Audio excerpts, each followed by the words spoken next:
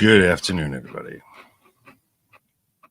This is going to take some stomaching. This is going to take some stomaching. It's going to take some stomaching. I'm feeling betrayed. I'm feeling like I believed in this, man. I believed in this, man. I said, he seems to be like a man of integrity. I still stand by that. I think he genuinely tries to engage in integrity. But I'm going to need to let out a bit of a scream right now. So you might want to turn this down because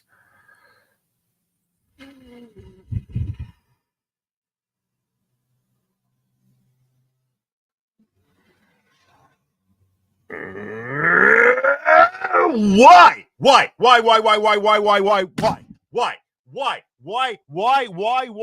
is it so hard? Why is it so hard to find someone who has a brain and integrity and balls? That's what I just want to know. Why? Why is that so hard? Why?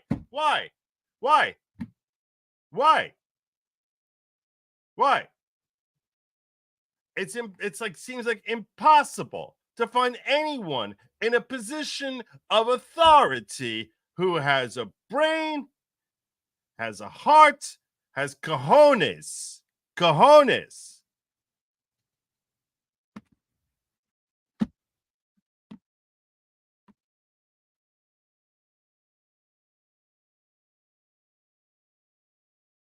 Why is it so hard? Why is it so hard? I don't understand.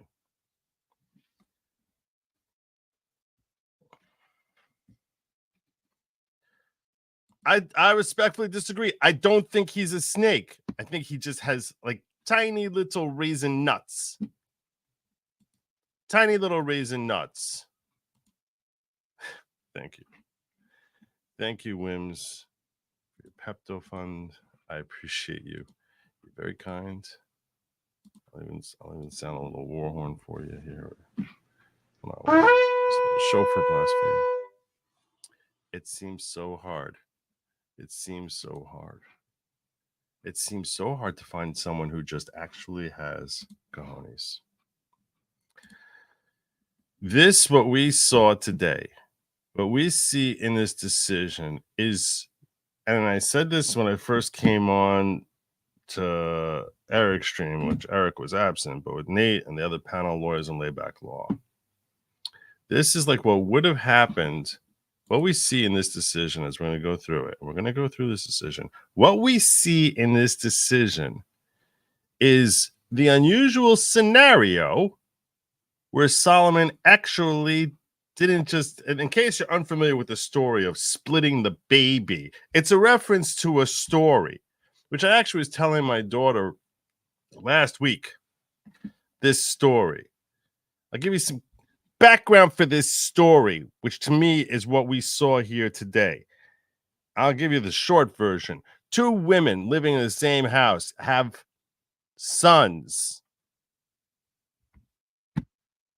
They're widows. They have newborn sons living in the same house. One of them wakes up one morning and sees her baby died in the middle of the night. She's all upset. She's all tzabrak. She's all crying. She's all upset. So the next thing she knows, she is crying in the other room. She goes in there, sees the other woman's son crying. And she's all bereaved, all frustrated. And she's like, look at this mother. She doesn't even take care of her crying baby. Goes and picks up the baby. Mother wakes up the next morning. Mother of the living son wakes up the next morning. He's like, where's my kid? Where's my kid? And she hears him, sees the mother, sees the other woman playing with him. It's like, oh, okay, thank you for taking care of him. Give him back. He's like, what are you talking about? It's my son. He's like, what do you mean it's my son? Are you crazy? It's my kid. So no, it's my son. And they end up having a whole big fight about it, and they come before Solomon, King Solomon, for him to decide what to do with it. They come in with this baby. Each mother's saying, it's my baby, it's my baby, it's my baby. Solomon gives his decision. He says, split the baby. Give half to this mother, half to that mother. So the woman holding the baby says, what else can you do? I guess that makes sense. Other woman starts crying, saying, no, don't harm my kid. Just let her keep him. Let her keep the kid. Let her keep the kid. Just let him live. Solomon says, oh, that's the mother right there. Willing to sacrifice herself for her kids. Sacrifice and let her kids stay alive. A lot of questions you can ask on the story, but I'm not going down that road. Most people assume it wasn't literally talking about cutting the baby in half. But this was a situation where Judge McAfee tried so hard to cut this baby in half. And literally, so I said, imagine in the story of Solomon, if Solomon actually had cut the baby in half and then given half of a child to each mother. That's how monstrously bad this decision is. This is Judge McAfee literally splitting this baby and making everybody on the planet angry at him because he's trying so hard to make everybody like him.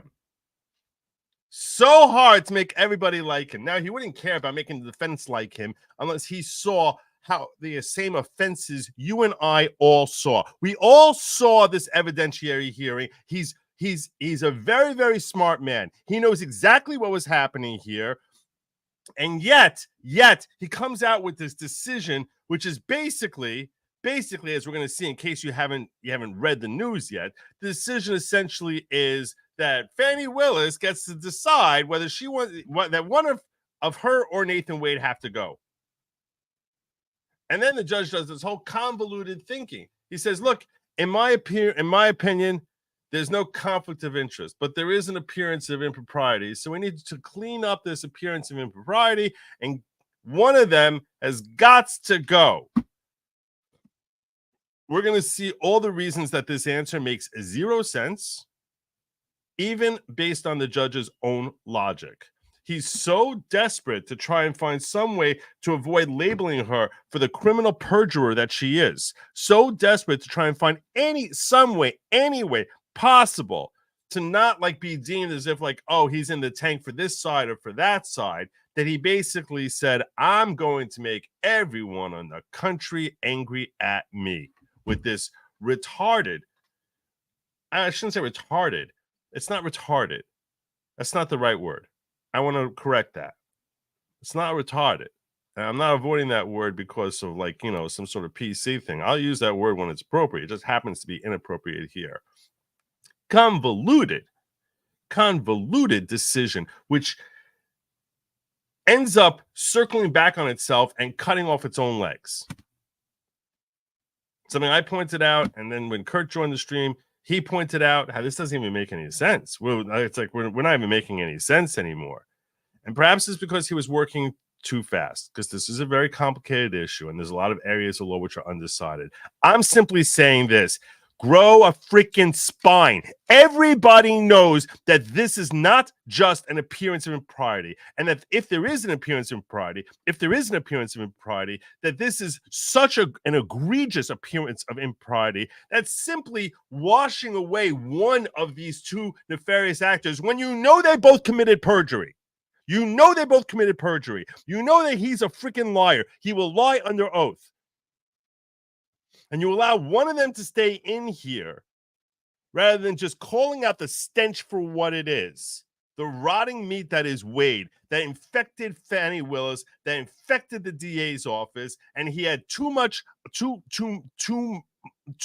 cowardice, too much deep yellow running down the back of his spine to be able to say, this is wrong. This is injustice. This is embarrassing. We are the laughing stock. Thank you, Fani Willis, for making us the laughing stock of the judicial system. That is what you did. You made our local judiciary here the laughing stock of the world. And the only way that I can remedy this laughing stock that you, Fani Willis, dropped on Fulton County is by excising the entire thing from your domain altogether. You should never be able to touch this with a 10-foot pole, because what the hell are you thinking? That you have a relationship and you think you fooled a single person out there who doesn't realize that you had a relationship beforehand, and then you had the audacity to get up on the stand here in front of tens of thousands, hundreds of thousands, literally millions of people, and lie under oath while basking in your damn hubris of, oh, this is just a race thing. They're after him because he's a black man, which he recognized that. He even calls it out in this decision, saying how gross it was how she engaged in race baiting, and still doesn't get rid of her.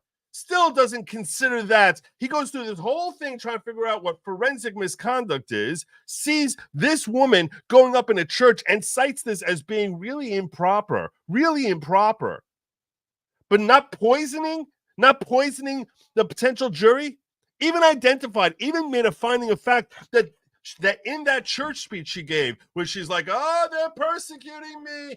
Oh, Lord, you're saddled, you're stubborn child. Oh, you're stubborn, hard-headed child who's just trying to do justice in the world. Oh, the journey is hard, Lord. Oh, they see a black woman in power and they can't handle it. Oh, they see a black man who's a former judge who's been had successful practice for 20 years, and they see a black man and say he can't do it. He's the one they pick out. She engaged in her gross, disgusting race baiting there, which he identified and calls improper, but not enough impropriety to say that that's trying to poison a jury.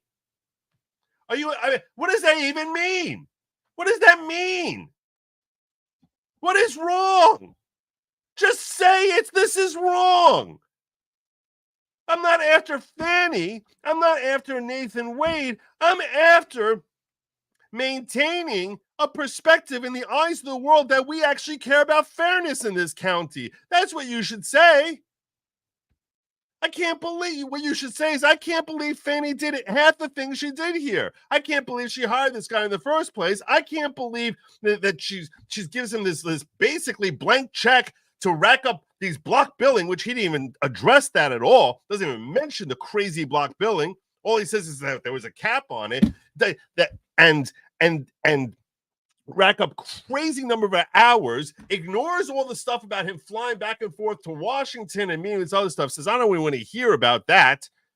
Sees the dozens and dozens of interviews, the church, and then that church speech, sees all this impropriety, and then sees that this woman comes in here, has her 2,000 phone calls and 12,000 text messages before they have a relationship, and says, oh, there's an odor of mendacity. In case you don't know what the phrase odor of mendacity means, which is literally what he says about this case. Odor of mendacity. Mendacity means lack of truthfulness. It's a fancy word, which I'm sure he used because he knew that I wouldn't be able to put the phrase odor of mendacity in my thumbnail because, frankly, let's face it, that's a freaking SAT word. And your thumbnails are meant for like people who are not going to necessarily going to be getting a 750 in their verbal SATs. He throws that in there. Why? And I'm not saying that facetiously. I'm certainly not saying there's an offense to anyone else. What I'm saying is he didn't want to say there's an odor of deceit here because he didn't want there to be a quote that could be taken from this, which would attach negatively to Fani Willis. That's why he chooses. All of a sudden, he busts out the SAT words when he's talking about how the terrible conduct. Because this entire thing, it was just another manifestation of this judge trying to cover up for what he knows to be illicit conduct that he just wants to call having an odor of mendacity. It's stench of rotting meat. I called it stench of rotting meat 2 weeks ago. The stench of rotting meat. And that's what he should have called this, the stench of rotting meat. And that it's my job here to clean out this mess that Fani alone decided to make. I'm going to tell you something. If you want to sit here and try and argue to me that any district attorney in the country has the right to go after the president for acts he takes within the orbit of his fulfilling his roles as president, you want to try and make that claim to me. I say to you, I think that's pretty crazy. It's a really difficult standard to say that any person is obligated to basically comply with all 50 state laws across the country at all times. And then you're going to say that the leader of the free world has to actually have that in part of his calculus. Oh my gosh, I might get sued by someone for carrying out this presidential duty that I'm trying to do. To me, that sounds crazy. But even if you believe that,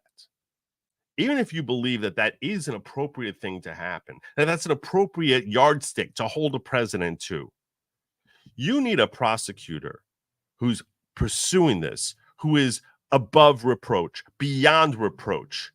Somebody who is clearly vested in finding justice. And instead, we had this stinking, foul, odor mendacity woman who's a race baiting, crazed lunatic running off on these freaking trip after trip, month after month, with her own special prosecutor while he's still married, and then gets up on the stand and swears under oath, oh, no, there was no personal relationship until months after he was hired, and flatly lying through her teeth in testimony that this judge himself called unprofessional, the way she conducted herself. Unprofessional. So you see her losing it on the stand.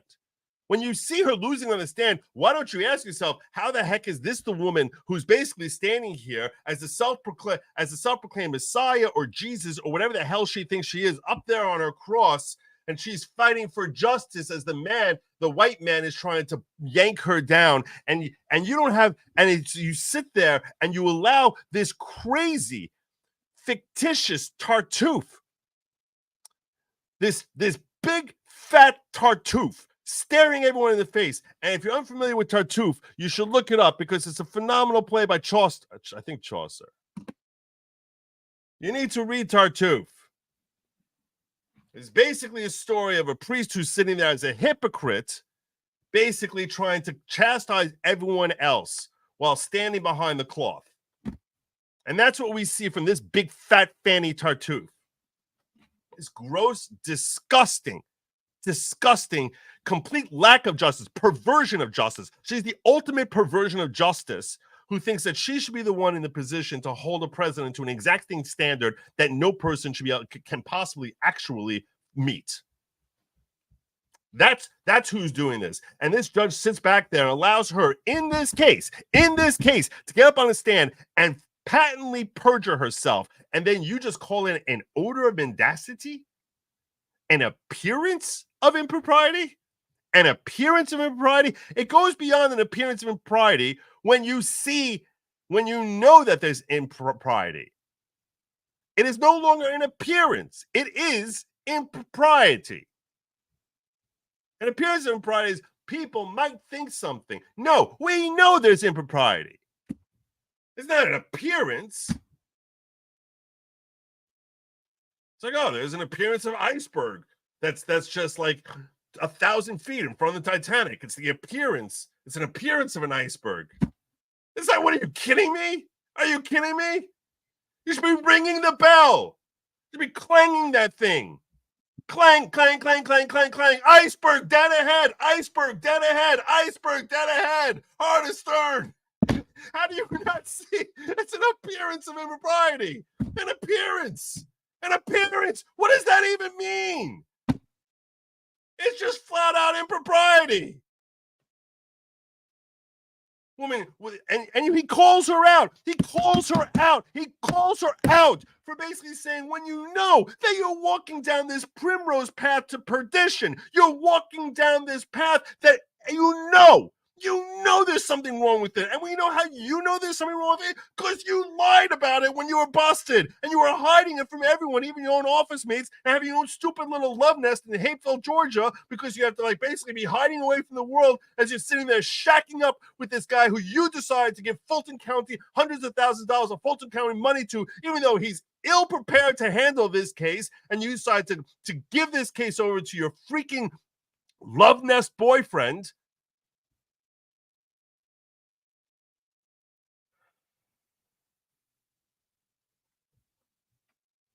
And we know that you knew it was wrong.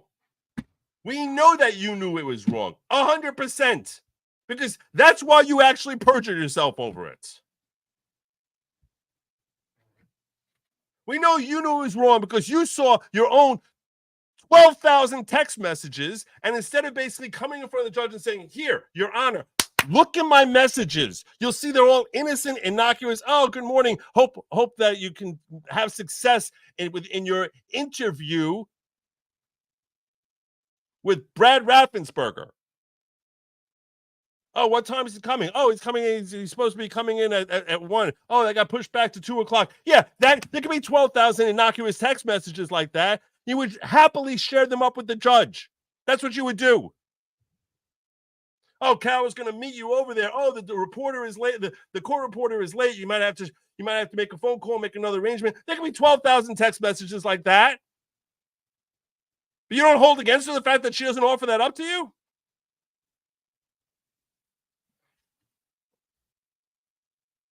Because trust me, if that's all it was, rather than just disturbing imagery that you and I do not want to read of their little love notes to each other and thousands of notes like that, if it was the former and not the latter, I can promise you that Fani Willis would have been like, they're all a bunch of friggin' liars. Here are our conversations. Look at it, Judge.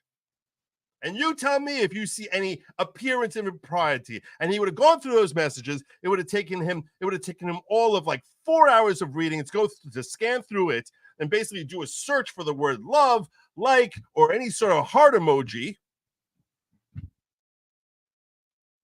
And then do some cursory review. And he'd be like, wow, there's really nothing here. This is all a scam, and I'm throwing this whole motion out. Why didn't she do this? Because she knows that anyone who looks at those text messages would be like, what the hell are you thinking? You look like a lovesick teenager, and you're the freaking district attorney of Fulton County, who's somehow some constitutional officer who's beyond reproach from anybody. And you're sending your lovesick notes over to some married dude who's sitting there lying on his interrogatories, claiming that he's not shacking up with you. This judge can't call any of this out. It's just an appearance. It's an appearance. Is there really an iceberg? I'm not sure if there's an iceberg. There's just an appearance of an iceberg.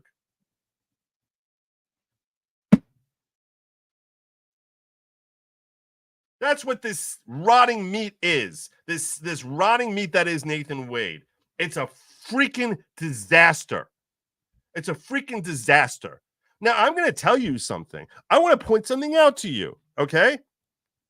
For me, personally, and people in my genre, that people call this genre LawTube, this decision is unbelievably amazing. I don't care about it. Because why? Because the more persecutions there are, there's more big name stories for us to cover. But I'm so disgusted because I care about like what having some hope in our judicial system. Yeah, does it create an exciting ride? This story, 100%. And so the longer the story goes on, the more headlines there are, the more thumbnails that we all can create, the more fun we can have laughing at Fani Willis. But at the end of the day, when people are looking back at this is what ends up, if it ends up being confirmed. In other words, if this decision ends up standing judicial scrutiny at the appellate level, if this is what judges think is, oh, this is normal, oh, this is totally normal, and we'll talk about its chances of withstanding that. If it withstands that, this hurts society. This makes society a worse place.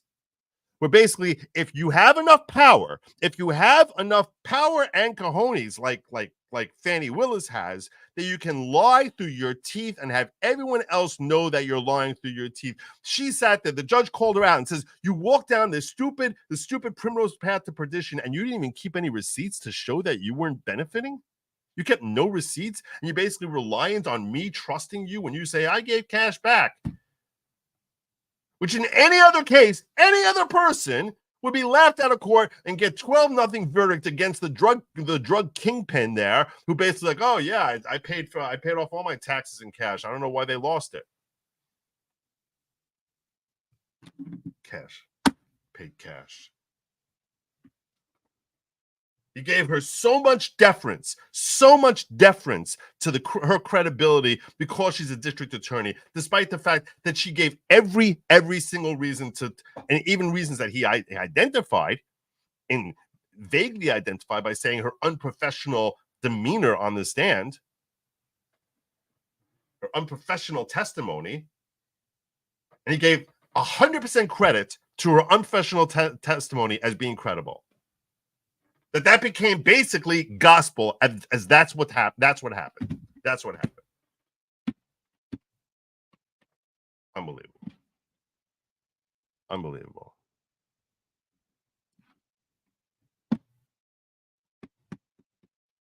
There's so much wrong. There's so much wrong with this. This is so bad. It's and I'll tell you something. For Trump at the end of the day, frankly, I'll tell you, I don't think there's any chance getting convicted in Georgia. I don't think there's any chance. I don't think this is ever going to happen. This is beyond Trump. And that's why whoever is the handful of people who are giddily laughing in my chat, the loonies with the TDS who are like, keep still going on. You think that this district attorney's office is going to get a conviction here? Okay. When's the trial starting? If you ever going to get to trial, that's not what's wrong. What's wrong is this was an opportunity for a judge to see blatant corruption and say, no, I don't care how powerful you are. I don't care how influential you are. No. The justice is bigger than you. It's bigger than you and your perversion representations as to what justice is. That was the opportunity that McAfee had in ways that few judges in their careers ever have. Few judges in their career ever have the opportunity to say justice is bigger than you. And you are walking injustice. He saw the walking injustice. He saw the walking wrong. He saw how terrible all this was. He saw all of it. And basically said, I am going to split the baby. That's cowardice. It's cowardice. It's disappointing. It's very, very disappointing. We need to break that down. So I'm going to go through the decision. I'll have to go line by line. It's 23 pages. There's certain parts I might highlight more than others. I'll sort of figure that out as I'm going along. If I don't go through it line by line, I'll do that tomorrow night. I'll probably end up going through this tomorrow night in greater detail. It's probably the way to do this. But yeah. Thank you for the Pepto Fund.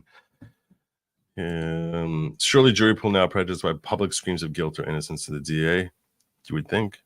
That's part of what I was saying when I was on with Ian and Nate and everyone. I was like, at this point, now it's really tainted.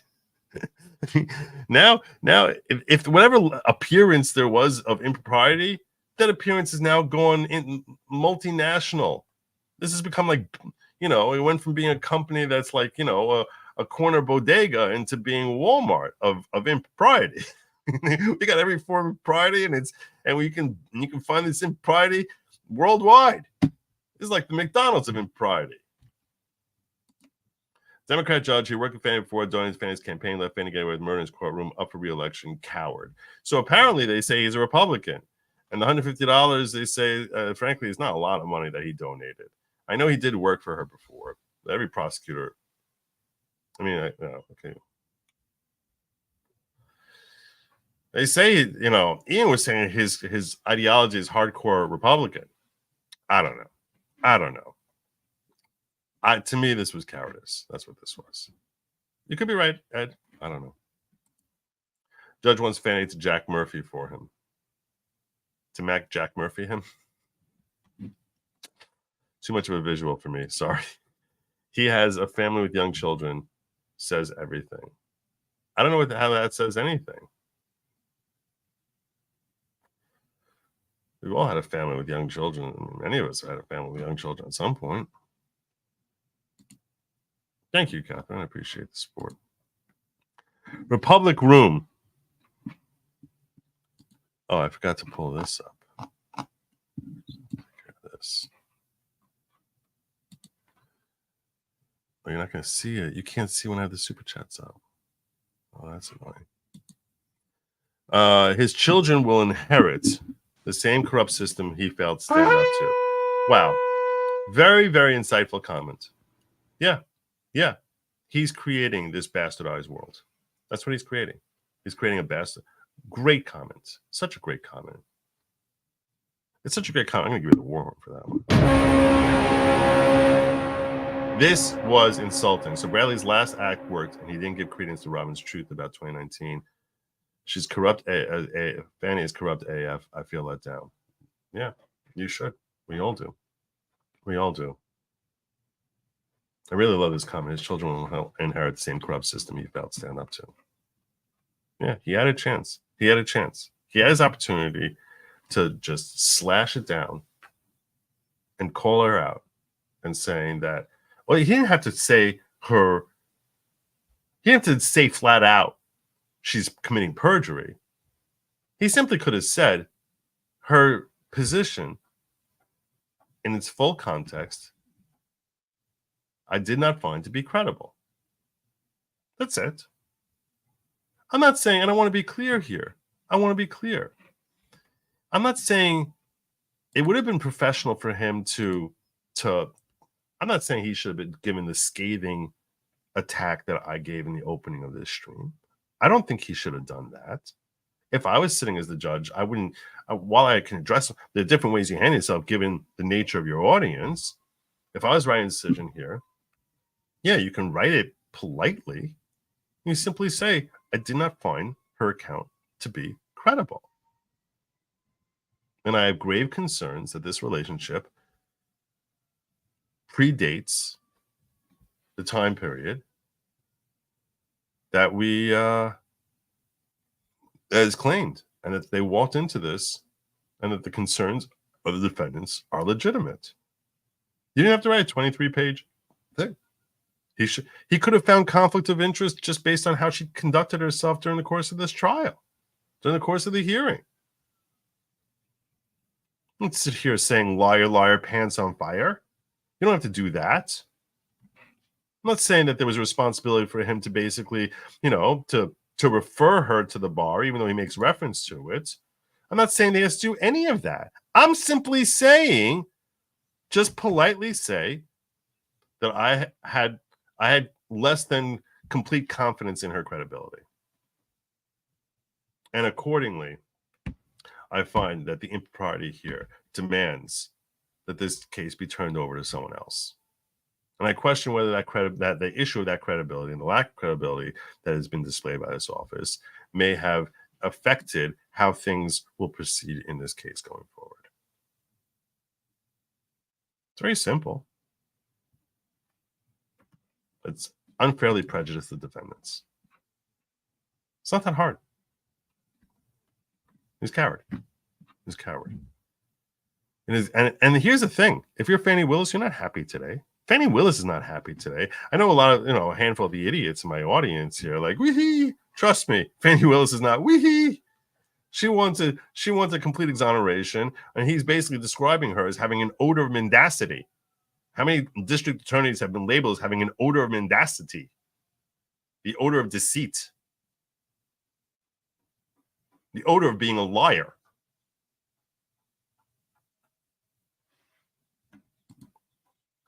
Today's a great day. Perjury is legal in Georgia. And that's part of the message he's sending. You're right, St. John. It's part of the message he's sending. Can we all agree not to say split the baby anymore? I feel like I've heard it 23.6 million times today.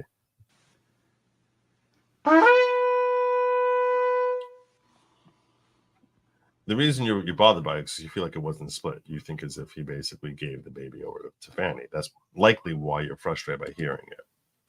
It was his attempt to basically, and he walks through this whole convoluted perspective on it. It's craziness. Did we get the torso or the legs? No, I think we got like the left half. You all assume splitting the, wait, you thought it meant You thought it meant cutting down the belly? No, I was like, no, torso through skull. That's how I was picturing it.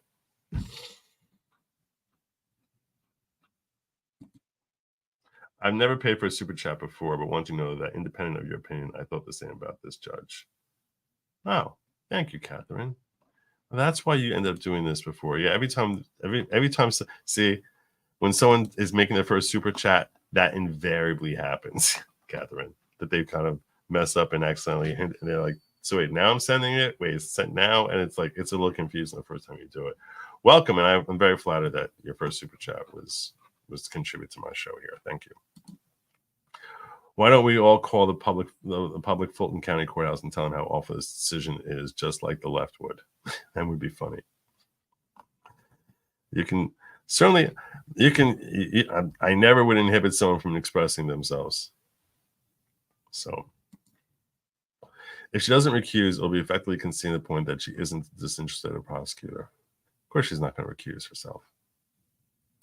It's very confusing. It's very confusing what would happen if she does recuse herself. Righteous Indignation Joe, 100. She's a lawyer and a sociopath, seems to be protected by the White House. Yep.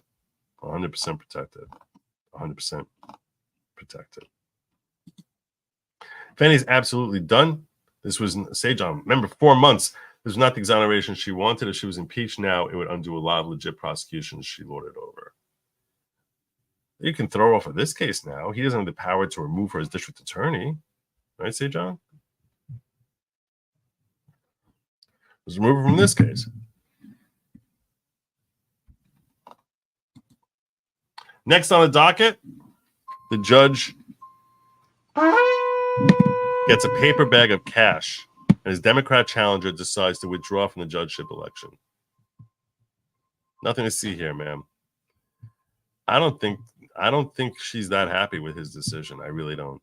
I know she's not happy with this. She would have been happy if he left out all the stuff about the odor of mendacity and all that stuff, and talk about referring to a bar. She's not happy right now. So no, I don't think I'm positive he's not being paid off. I shouldn't say positive about anything. I'm just saying no. That to me that doesn't jive with what I'm seeing. Jonathan, thank you for the super chat, my brother. I appreciate you. Say, John, understand this judge was not put in charge of the disqualification of just one case. It was all cases she had tried. Even this is a huge anchor thrown around her neck. She has to rescue or recuse, or future prosecutions are done.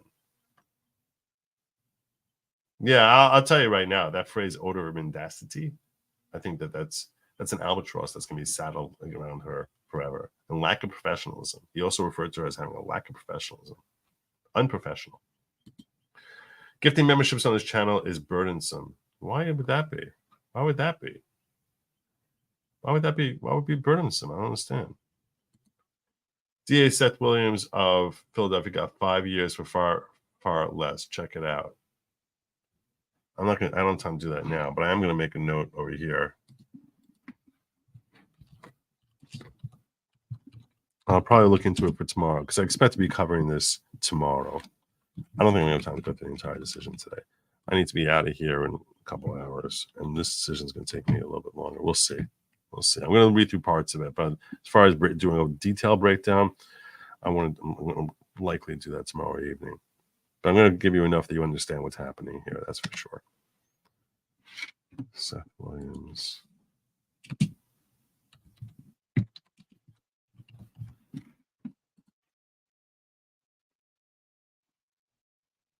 Okay.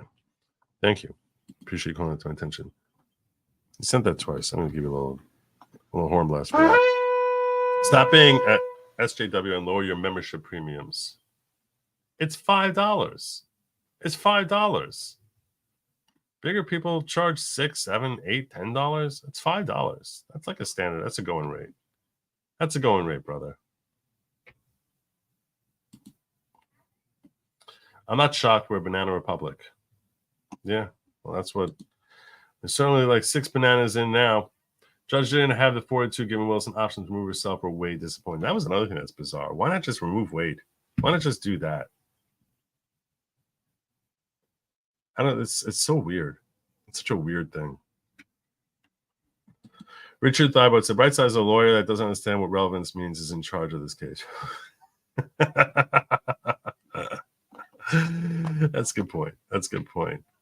Penny G, good logic on fire. Thank you. Appreciate that.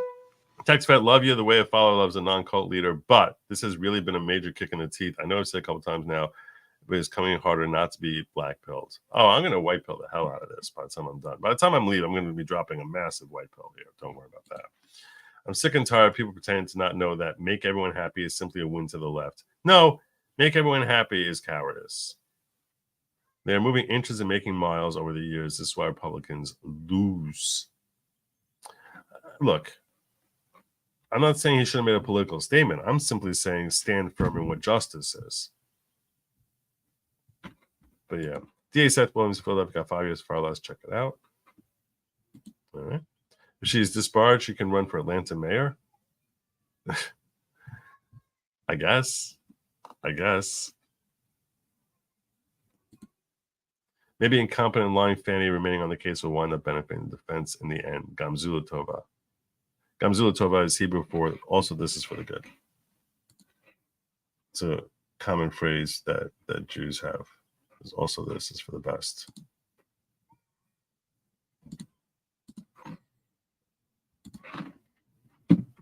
Sandra Sanders says, do you think he's been threatened because I heard his home has been swatted? I don't know. I didn't hear about his home being swatted. That's an interesting thing. It's an interesting thing. A donation towards your new camera. You're too kind. Thank you. Thank you very much.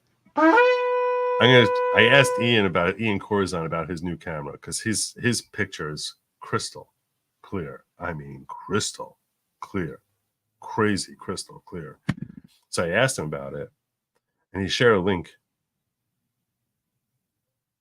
The lens is $2,100.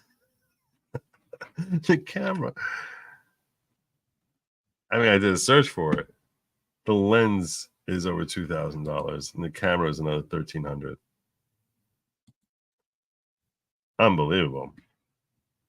I don't know if I'm going to be getting that. I mean, this whole deal altogether, this camera cost me like $800. I'm not even sure. It was actually a gift from my father. It was a birthday gift because he knew I wanted to do this. So he's like, this is long before I had any channel or anything like that. So he's like, here. I was like, wow, that's really thoughtful.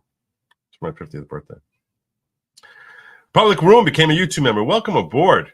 Welcome to the following. I'm not in the mood to go through what the following is, but yeah, you become a follower, but you're not a follower of me. And this is not at all. I'm not the leader of the following. I'm a follower just like you. The following it's a group of us who are all dedicated towards greater community, strong unity, and personal growth. Yeah. Sejong the Great says, no, it's not going the going rate. I can easily give 20 more on $20 to $150. You raise it absolutely high. Gifties are the second best gift you can own. I don't know what to tell you. I've seen rates. DUI guy. ODOR of mendacity should be buying his new campaign song. How are you, brother? It's so good to see you. I'll bring you up here if you want to rant. I'll totally happily. I'm going to send you a link. Even I'll send you a link just as at the thought of because I'd love to hear you rant with me on this. And I don't know if you can rant on this on your channel. You probably can. I think you can. But I'm going to send you a link just because.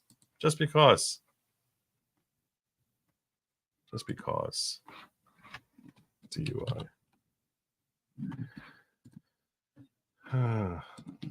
Yeah, it's sent. God bless you, brother. Hope you're doing well. Rest of town says there's no force that causes conclusion to fit facts. Therefore, we cannot rely on our facts to influence conclusions going forward. Yeah, it's almost like he took a conclusion and then tried to find the facts to support that conclusion. It does. It sort of feels that way. It feels as if he started backwards. And that should never be. That should never be. That's how cowards act. It's like, okay, I need to get there. How can I walk my way there? And along the way, his logic got very, very confused and it was self-immolating his own logic. He was stabbing himself. His logic was stabbing itself in the chest. I'm going to point that out. This is my last attempt to become a member of this channel and ask how to email Joe directly. There's no join button. I see on other channels, but not this one. Thank you. Really? That makes no sense. Is that how much YouTube hates me that it doesn't even show up for people? I'm going to show you right here, okay? I'll show you right here. It doesn't make no sense.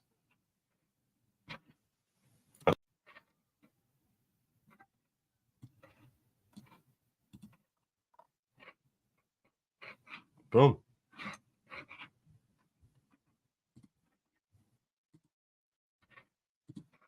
Right down here. See? Good logic. Join. Right there. I don't know. I don't know what to tell you. Oh, I was pulling up the camera. Here's $2 for lens wipes. Yeah. It's the lens upgrade. Your lens. It's the lens upgrade your lens. I'm a photographer. I don't even know how I would attach a lens to this thing, this camera here. But TextVet said, yes, DUI and the cult rantings. I'm here for it. Just hearing that combo is my white pill, LOL. There you go. Do it for TextVet, Larry. Do it for TextVet. Just Johnson, new member, and Stephen Cooper, new member. I'm going to give it. The following is not at all a cult type of cult. If you've been a new member and you became a follower, a lot of people are going to tell you that you just joined a cult. And I'm going to tell you right now, the following is not at all a cult type of cult. It's not a cult. It's not a cult type of cult. Okay? There's no self-harm, no harming others, no Kool-Aid, no spaceships, no tracksuits that are mandatory, no jabbing yourself in the leg, no squirrel mutilations, no goat sacrifices, no throwing virgins into volcanoes, no smattering blood on the walls, no snorting ash. In no way is this a cult type of cult. So, yeah. I'm tired of the 50-50 decisions from the decision makers. Her, no charges, but this old man is guilty, and now this. Yeah. That's what.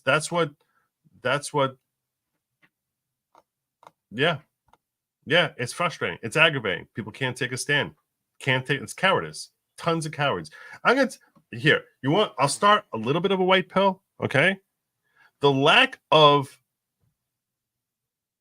leaders out there basically should be encouraging to any of you who have remote leadership ability that, hey, you can be a leader. You don't do that much. Larry. Hey, Joe. How are you? No camera today?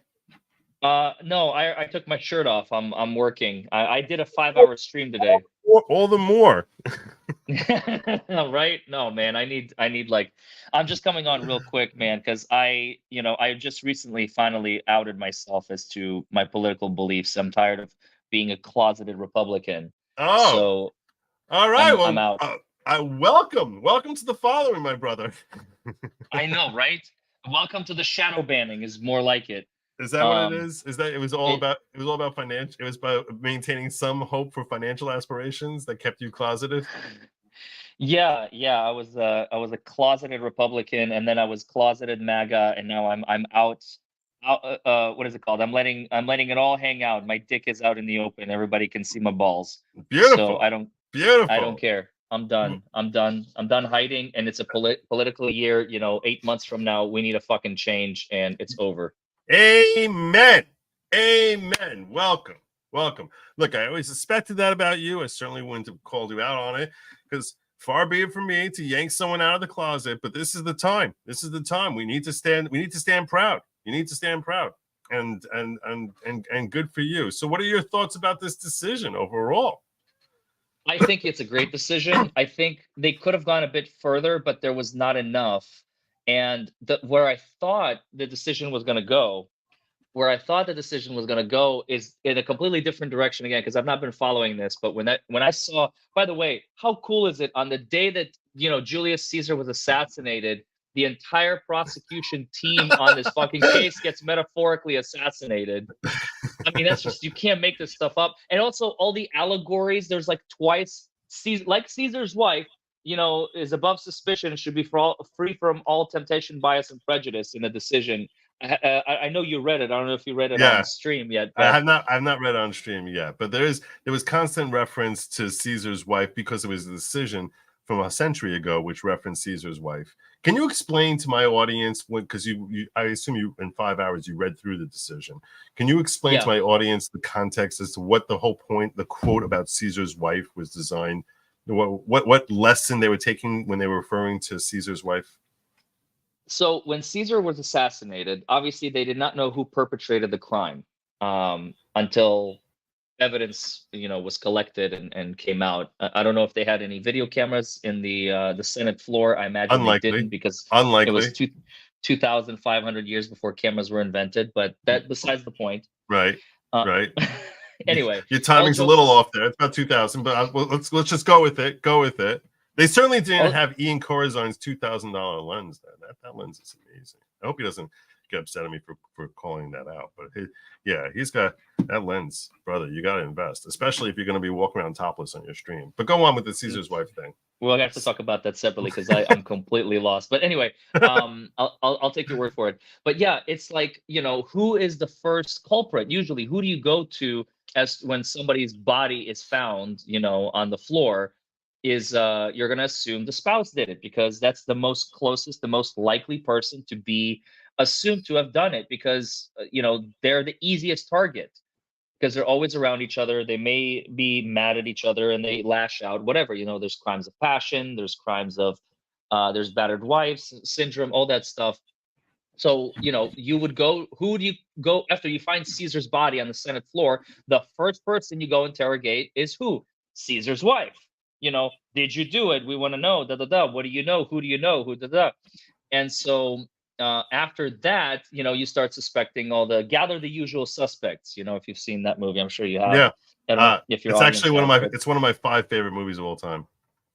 Why am I not surprised? I love The Usual Suspects. That movie, to me, everything about it is perfect. But go on. And it's a quote from Casablanca. The original, gather the usual suspects is at the very end, right before the famous, what I believe, Louis? I believe this is the beginning of a beautiful friendship.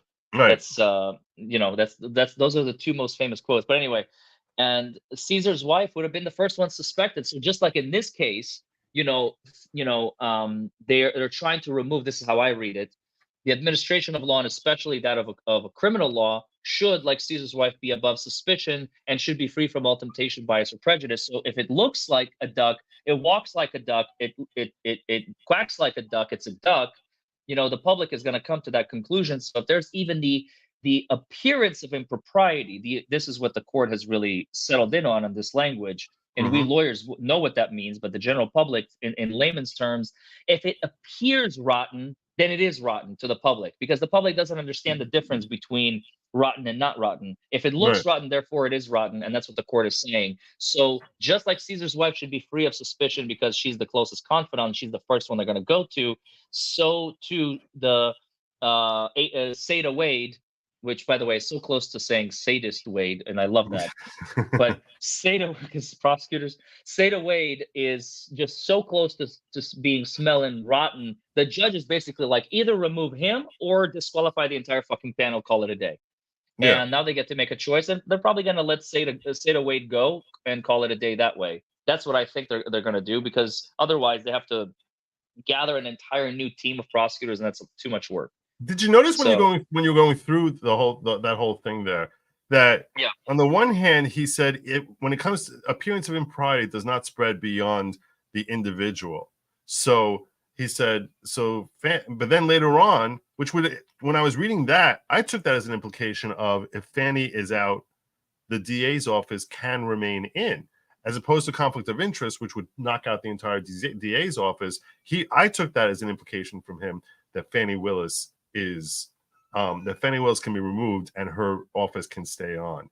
But then later on, he basically backtracked on that and said either Seda Wade goes, which Seda, for those of you who have not yet read the decision, and we'll go through parts of it during the stream.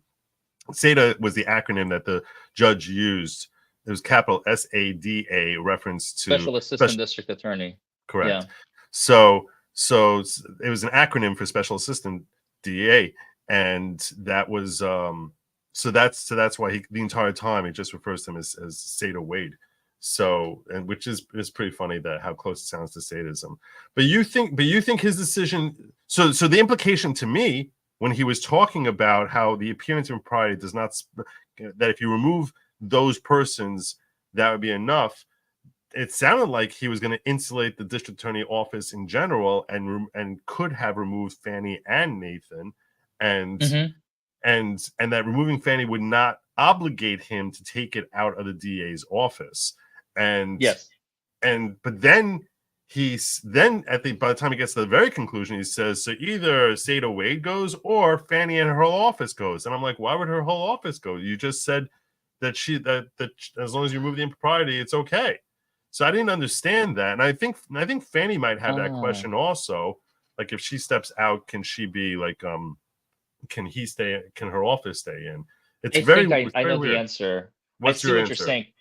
This is my suspicion. Again, this is a complete guess. Take it with a grain of salt. Okay. She is the leader of the pack, right? So right. The appearance of impropriety is impugned on her personally. If Wade goes, she stays clean enough to where you can stay, says the judge. However, if Fani goes, her whole posse is tainted by virtue of her taintment. So she has to choose. She can't, like, if Fani leaves, Wade stays. It's like Fani is still there because her posse is there. That's how I read that. That's how I saw that. And it could be. Yeah, it's possible. Because they're loyal. I had a slightly different thought. She handpicked all of them, right? She handpicked the team. So they're all going to have loyalty to her. And if she leaves, it's like, we're still loyal to her. We don't care who's going to be the head of our department now, but temporarily. She handpicked Wade. So how would her stepping aside allow him to remain free from... He was saying if she leaves, he can stay. Which I'm sure how he stays, because if the district attorney is the one... I guess the same way Jack Smith can go after someone. So maybe a special assistant, a SADA, can go after someone even if they're county free. Because I was looking like this, a little different from what you were just saying. I was looking as their power to prosecute flows through her. That she's she's basically the source of that power, and she hires people to help her. So when she's removed, she's the principal and they're her agent, essentially. So accordingly, if the principal lop off the head of the beast, there is no beast that can continue fighting, and that's why perhaps he's trying to say with that section there, where you can removing the appearance of impropriety, that removing Wade would be okay. It's very confusing, because where's his power flow through, especially if you're calling special assistants to the district attorney, which is district attorney is he flowing from? It's flowing from her. The whole thing is so convoluted. That's why I was saying he circles back on his own logic, and Joe, he loses. It just hit me. Unless we are both misreading it, and when the judge says the whole of her office, that includes Wade. But then why give that option? Why not just say I'm taking out Wade? Obviously, I'm giving you a choice between removing Wade or removing everyone. Like what is that? Is he hoping that she's gonna all of a sudden turn noble and just be like, you know what, we're stepping back from this? Is that what he's hoping? You think he has aspirations that this woman who basically has turned herself into she's a self-proclaimed messiah, that she's all of a sudden gonna be like, you know what, we should all recuse ourselves here, including Wade, because that's what justice demands. I mean, that doesn't sound realistic. Think about, I don't know if you caught this little allegory on page 20 bleeding onto page 21. It was still legally improper providing this type of public comment. So when she broke up, you're breaking up now. Sorry, my phone keeps ringing and it interrupts my Bluetooth. I apologize. It's okay. Providing this type of public when she commented in the church, Okay. Mhm. The court wrote, providing this type of public comment creates dangerous waters for the district attorney to wade further into, which I found like this is brilliant, like language, because that's not say it away. This is just the choice of words, man. Anyway, the time may What well page have. are you This on? is where I was like, I think she is tipping off the defense, because I've had cases like this where the judge is like, well, if you had argued, you know, so and so. What page are you on? Because I'm pulling it up here while you're Page talking. 20 at the last paragraph on page 20, right above the footnote. Okay. It was still legal and proper, providing this type of public comment creates dangerous waters for the district attorney to wade further into. Did you not catch that? I totally flew past that. Oh my god! Oh my god! Dangerous waters for the district attorney to wade into. I guess he knows things about their relationship. Maybe he's seen video. I don't know. And she's wading into him. Yeah. Pun intended, right? So here's read the next sentence. The time may well have arrived for an order preventing the state from mentioning the case in any public forum to prevent prejudicial pretrial publicity, but that is not the motion presently before the courts. The way I read that sentence, I don't know about you, Joe, but this is the court saying, get ready and start drafting your next motion, defense counsel, because I'm leaning towards this. 100%. 100%. He's definitely green lighting that and saying, I'm going to grant that motion to shut it. But he's urging her. I'm not giving an order now because that goes beyond the purview of this motion, but I'm telling you, Fani, shut the F up. And when they make an application to shut you up, I'm going to grant that.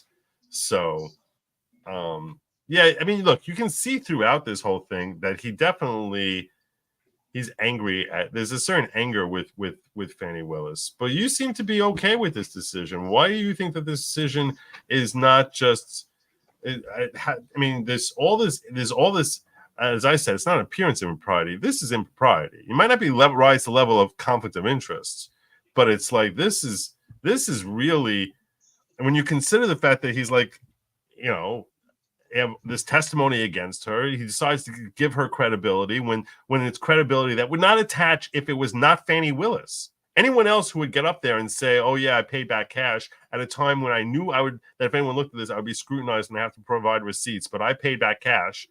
I mean, all these different indicia that she could have exonerated herself by providing the text messages to the court. She could have shown it was all innocuous. It was all just, you know, a couple of people who have a friendship and a working relationship, but nothing beyond that, in 2021. But she decided not to do that. All of this should have been indicia that she was lying through her teeth. The testimony, if provided by anyone else, would never have been granted any credibility. And all of a sudden, he's basically saying, well, you know, this is what the Bible says. The Bible says that the relationship started in spring of 2022. And we know that because this is what the prophet Fani told us. It's mystifying to me. Here's my opinion on that, Joe, and it's two-sided. Number one, I speak from experience when I say we have a prosecutor in district court and a prosecutor in circuit court of the same circuit in Oldham County, in the same county. They're literally, one is working on the first floor, the other is working on the second floor of the same building. They're husband and wife. I believe they're both the elected officials. I believe the Baxters. You can look them up. Barry Baxter, Oldham County District. I believe he's the elected, or maybe he's an assistant. I can't remember. And then she is elected. Courtney Baxter, I think. She's his wife. I have not one bad thing to say about them. Now, granted, they don't handle like high level, former president type indictments. But just by virtue of having a relationship, in my opinion, is not enough. You need more. And I see where you're coming from. And unfortunately, I don't know enough to be able to cogently argue on the same level as you. But here's what I can posit, Joe, to you and your audience. This is my opinion that as you were speaking, it's a brand new one that just came to me as you were describing your feelings about this. Mm-hmm. Is it possible that the judge wants to sink his fangs into Fani and to basically have her on a short leash? Because here's what's going to happen. If Fani is replaced, you're now putting yourself at the mercy of, we don't know who we're going to get. At least we know things about Fani. We know who she is. We know her MO. We know what she's capable of and not capable of, et cetera, et cetera, et cetera. Maybe political connections, et cetera. And the judge just wants her on a short leash being like, look, ma'am, I'm watching you, okay? Do not fuck with me. And she's going to be like he put her in brackets. After today, she's now in brackets. And so if she's replaced, it's a wild card. You start from scratch. But now she's in brackets, and she's, of course, going to remove Wade. That's the easy answer. Sorry, Wade, you're off the case. That's bye-bye. That's very simple. And now she's going to continue, and she's going to be under control rather than a complete wild card, because now she's going to be scared to speak publicly. Now she's going to be scared about coming forward with stupid shit. She is being watched very actively, and the judge made that clear. And so it's better to have a dog on a leash than to go to the pen and find a new dog. Okay. I like the analogy. And his objective there is politically motivated to help Trump, or is that free of any political motivation? You're saying that's in the interest of having this case move along in a way that is a more normal case than what we've seen over the last several months, at least. Is Fani a Democrat? Yeah. Sorry, I know very little about the political stance. Okay. I kind of suspected. As long as she keeps her political views out of the courtroom, at this juncture, I don't have an issue with her based on the limited information I know, and I know 1% of the case. Right. So I'll tell you, she after this motion was filed, he made reference to a church speech in the decision that you read.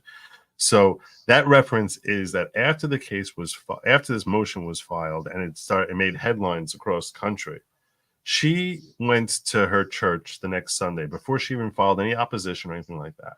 And she gave a speech where she was talking about how they're coming after her, and she called herself, Lord, I'm your stubborn child again. And I'm stubbornly pursuing justice here. But the journey is hard. And it seems as if, and she was talking in what seemed, by all appearances, to be a completely, the constituents of the church seemed to be very racial. It seemed to be, designed to be, it's a historically black church. And she got up there basically saying that, she's the first, black district attorney, black female district attorney, and that when they came after her, when they're coming after her, they didn't come after the white woman lawyer or the white man. Instead, they came after the black man who was, as a judge for 12 years. Which, by the way, I did not like that. The racial stuff that she made in the church, that was. I paused and I was like, "Fucking seriously." Yeah, I did have that moment. But again, and sorry to interrupt you, Joe, but like, no, that's okay. Who are you going to get? I mean, who's going to be? Everyone is going to be rotten on some level. Here's the thing. Here's the process would be if she were removed. The way things happen when a district attorney is removed in Georgia. So there's an office called, I keep forgetting the name of it. It's like the prosecuting assistant off the counsel or something like that.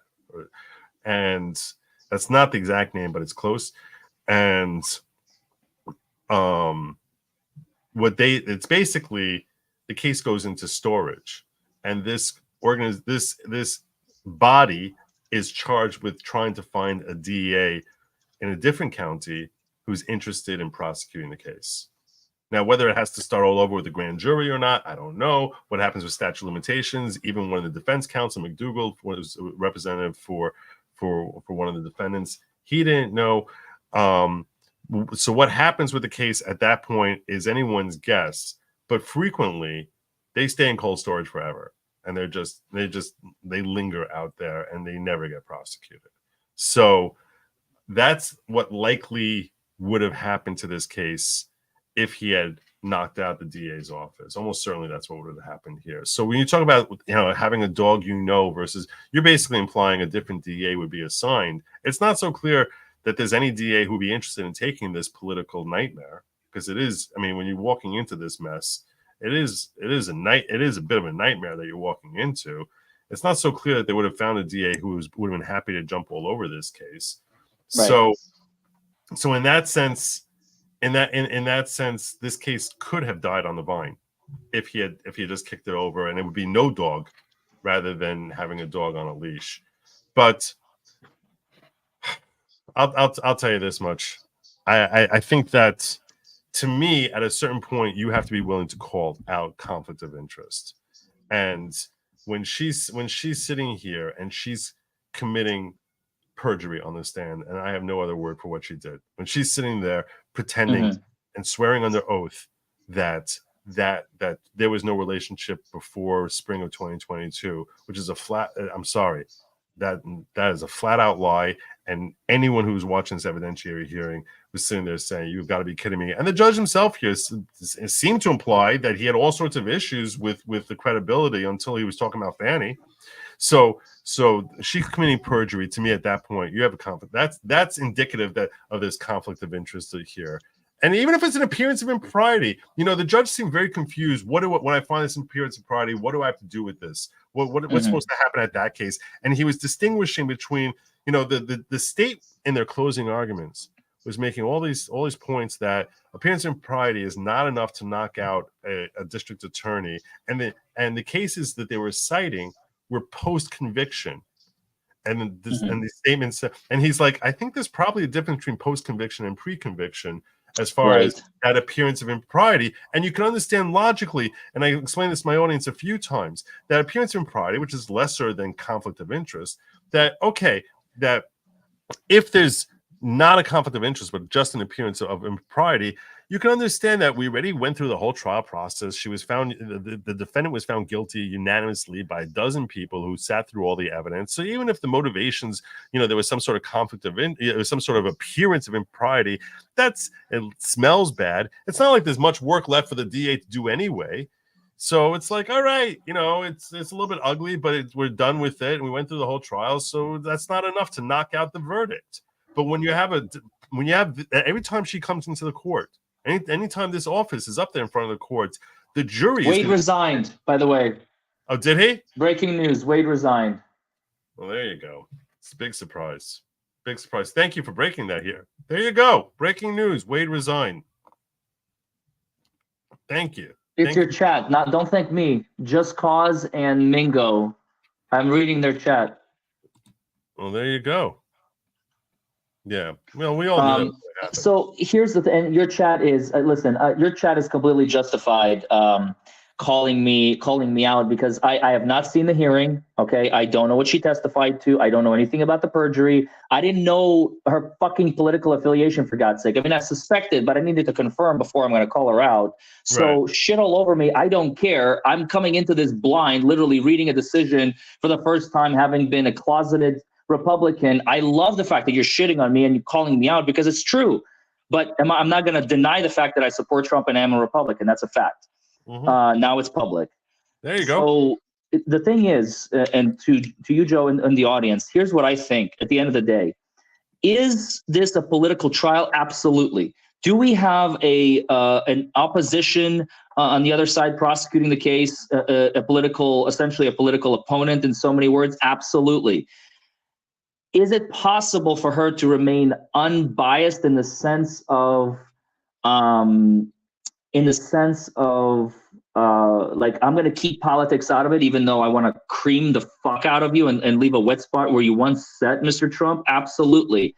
But so long as she does not make it so obvious, and the minute it begins to smell like this, I'm doing this because I want public office, I want to be the governor, the next governor of Georgia or whatever, and I'm using Trump as a pedestal to get there, fuck you. Get off the case. No more questions.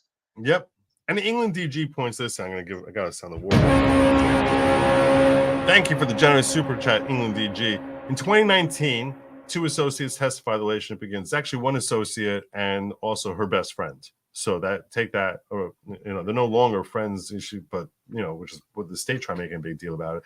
But she testified that the relationship began in 2019. In 2020, she runs for DA and hires him with campaign funds. Supposedly, she said, well, I don't know if it's campaign funds, but she was dipping into funds that she never got approval for to consult and transition the team. In 2021, she hires his firm for taint contracts, and he gets a third of that. So that's another step that she did here, which I didn't bring up at all. I appreciate you bringing that up, England EG, which is that his partner, Terrence Bradley, was hired in 2021 to review taint. Now, I don't know if you're familiar with what that is. They end up explaining that reviewing taint means that when they have cases that there's evidence that maybe that is being seized by the district attorney's office, which may be confidential and beyond their ability to, and their legal rights to review it, that they have this quote unquote independent attorneys assess whether or not privilege attaches to this evidence, or whether there's any other reasons that the district attorney's office should not be looking at it. And so she has to hire what they call a taint team, which is kind of, as long as they're not sniffing taints, Joe. I think they're good. I was going to say, so who does she hire? She hires Wade's partner in his firm, and Wade gets a third of that. So of all the people she can hire, she hires his partner. And this guy is so inept that when he was on the stand, the judge is like, I don't think you understand what privilege is, because he'd been asserting privilege. And then later on, when he was asked why he left the firm, he said, I can't talk about that. It's privilege. And then on that was on direct. And then on cross, he ended up admitting that, like, oh yeah, there was all these claims of that he was engaged in sexual allegation in SA, and these allegations of SA, and that's what he was being harassed with on cross-examination. And when he ended up, sort of admitting that played a role in it, the judge is thinking to himself, the judge is like, well, earlier you said it's privilege, and that's definitely not privilege. Now I'm starting to wonder if all the other times when you're talking about your privilege that you had as attorney for Nathan Wade and a basis for you not to be able to testify, I'm starting to question whether you got any of that right. So, but the funny thing is, his duty when he's hired by Fani Willis is to basically understand privilege and where it attaches and where it doesn't. He's the guy who was the expert in Fulton County in Fani's estimation for assessing privilege. And this is like the one lawyer on the planet who doesn't know where the hell privilege attaches or doesn't, according to the judge. I mean, it's hilarious. It's hilarious. That is hilarious. That is the dumbest thing I've ever heard. Yeah. But he got hired for taint, and then in November 2021, she hires him as the SADC, and then rubber stamped his billing. And I'm telling you, you probably haven't seen his billing. If you saw his billing, you would be horrified as an attorney. To me, I was repulsed. It's like literally he wrote February 23rd, 8 hours team meeting. Then it'll be like February 24th, everything is 8 hours. Everything is 8 hours, except for one day. Of course. 8 hours, and it'd be like research. Doesn't say what he's researching. Let's just say drafting. Doesn't say what he's drafting. Doesn't say anything. Nothing. 8 hours. And all of it, she or her underling stamped okay to pay, okay to pay, okay to pay. Over and over and over. Because nobody looks at that shit. And now when somebody starts sniffing around, pun intended, the taint starts smelling like shit. Pun intended again. According to Ashley Merchant, the attorney who filed this, she said she's worked for the state, and they always are nickel and diming her on her bills, and she presumably does not submit stupid things like research for 8 hours. Because as I explained to my audience over and over again, when you submit a bill to a client, you don't say research. You say research for 3.2 hours, and the topic that you're researching, investigating, where privilege attaches, and maybe even a couple of results that you had, and a couple of the cases that you have. And that way the client knows that, hey, you were really doing freaking work, and not that you just decided to bill for that day and give it some stupid empty label. But was he nickel and dimed? No, every bill he presented, pay in full, 8 hour blocks. It was just, it's so asinine how this whole thing, it's so repulsive. It's repulsive because I know I would never get paid. There's no client who would ever pay for that. But Fani Willis paying her boyfriend with Fulton County money, oh, totally fine. Everything here is totally kosher. It's gross. Everything about this is just disturbing. So yeah. No, I'm starting to catch up now. I think I understand a bit better, but I still have a lot to go. People keep telling me in the chat I should go watch the hearing, and maybe you're absolutely right. I will. How many days was it, the hearing? There was 2 days of testimony. Then there was a third day when Bradley was brought back up on the stands after having an in-camera session, and that was for much of a day. And then there was like 3 hours of closing arguments on a fourth day. So, okay. But yeah, I would tell you this: definitely watch day one. Mm-hmm. Really, because that's where Fani testifies, that's where Nathan testifies. The very first witness is Terrence Bradley, but he's only up there for a tiny little bit, and then Robin Yeardy, her best friend, gets up there, and she like kiboshes Fani. Like she's basically like, they were dating since 2019. So you definitely want to see her testimony. So I would focus on her testimony. I would really focus on her testimony there. The cross-examination of Terrence Bradley on day two is interesting, only because it was such a terribly poor lawyering by the district attorney's office. But I do want to start. I want to start getting into this decision, so I'm going to start reading. Go for it. Listen, I'm going to dip out. I'm sure your audience is more interested in what you have to say than some guy who knows 0.5% of you're awesome. Political bullshit. I'm really happy you popped in here, brother. So you're awesome. Thank you so much for stopping in, and I'm going to catch you real soon. Love you, Joe. Shabbat shalom. Shabbat shalom. Oh, wait, one thing. Yeah. Thing. I saw that you're in a brand new relationship now with intelligent, talented attorney or a paralegal wannabe attorney right now. Is that's correct? I don't care what she is. She's sexy and she's Jewish. That's all I need to know. I wasn't gonna. I didn't want to. I didn't want to say anything embarrassing. So yeah, but I just want to wish you congratulations and all the blessing in the world. Thank you very much. Please send Chandler my best. I will send Chandler your best. Thank you so much. Take care. Bye bye. Good Shabbos. Bye bye. Shabbat shalom. Bye bye. Shabbat shalom. So there you go, Larry Foreman. All right. I got a few more chats I got to get to here before I move along.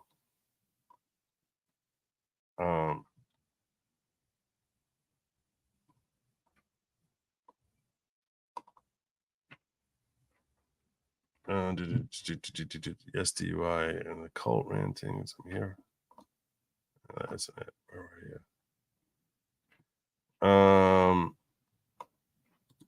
Michael's lens wipes. Okay, I was up to here. I mean, I'm gonna. This is what I want to do. I want to start getting to some of the. I really want to get into the decision here. So I'm gonna. What I want to do is I'll pull up some of the larger chats here just so I can make sure I cover them, and I'll try to get to all your chats later. But I feel like I have a lot of work to do as far as covering this decision in ways that people want to actually see me read through.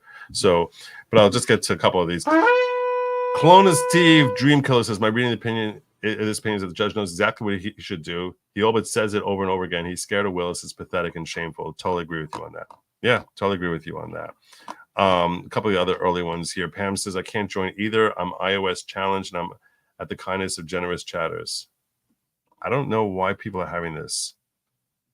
I don't know why people are having this problem. TextFed says, I think she's boomerang it because the tunnel diggers are growing in size. I doubt YouTube cares that much about keeping Larissa Barton out. Just saying, yeah, that's probably, I don't know.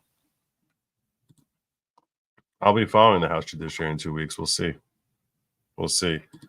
Sejong is really mad at me about my pricing. You have clearly done no research. People regularly drop $250 to $600 a stream to gift out hundreds of memberships. Try gifting other streams just to know. All right, I'll see. I'll see what I can do. I'll look into it. I was unaware there's a different gift price that I can charge. I haven't looked into the gift price. I was unaware of that. That's interesting.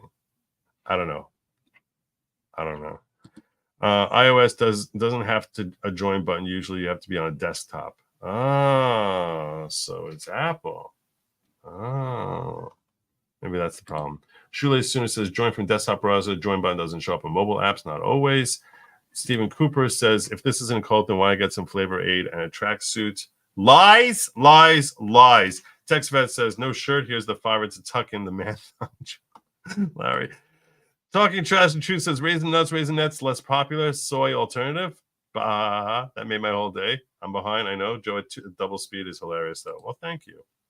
50 for 10 memberships is Fannie Will's consulting rate. Good luck getting people to see value for that. I'm feeling a lot of heat here. A lot of heat. I didn't know that there's a different price. I never heard that there's a different price for gifting memberships. I assume that. I don't know. The hand of Brian Kemp can be seen here. The Georgia GOP should go on an impeachment spree in retaliation. Remove Rhino. This is true. I had the same questions, whether they're going to protect her because she's going after Trump and they don't like Trump. Caesar Webb quote was from when he divorced Pamea. Ah, that makes more sense to me because I don't think anyone would have suspected. I had questions about his recollection there because to me, I don't understand why anyone would have suspected Caesar's wife and being involved in this assassination on the floor of the Senate. That doesn't make much sense to me. But great T-shirt to cartoon buttocks with the caption "Fani, odor of mendacity." Who's still left with Wade gone and Cross MIA? I don't know. Adam Abadi. In the end, the reason that bothers me, the decision does not give relief to anyone's concerns of corruption. A corrupt person won't stop being corrupt just because you remove the lover. That's true. Thank you for breaking that. Larissa, you made it! Congratulations! Yay! Welcome to the following. You are now a follower, not of me, because I'm not the leader of the following, but you are a member of the follower together with me. And who knows, hundreds of others. Welcome to the following, Larissa. And I'm sorry, Sijan is so upset that he wanted to gift you one. That's kind, but he saw the join button and joined a long time ago. There you go. Phil Holloway posted Wade resignation letter on X. I'm definitely pulling that up. Judge McAfee, Chat GPT, write me a ruling that disqualifies Nathan Wade directly and indirectly myself. You think it's a Chat GPT decision? That's pretty funny. That's not bad. Maybe. Can they go after Fannie for collusion with the White House? Doesn't seem like it's possible. It seems like that's a difficult road. The judge didn't seem to have any interest in that. They had no interest in that. Wondering if GBI can get Wade to roll over on Fannie.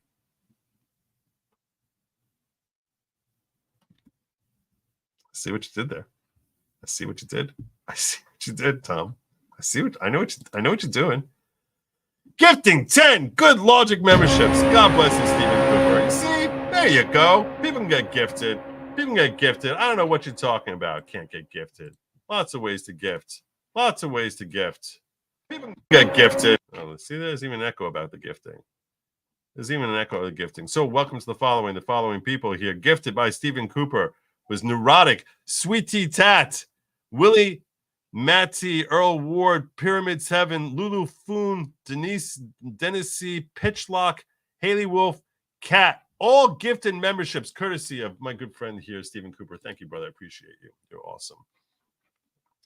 And JL says, can I use some of your rants as inspiration, stealing for death metal song lyrics? Yes, please do. Just make sure you tag me wherever you post it. I would love it. I'm a big believer. Anyone wants to use any of my work for any way that they feel is going to add to anything in their lives or anyone else's lives, by all means. You don't even need to ask me for permission. You don't need to get my approval.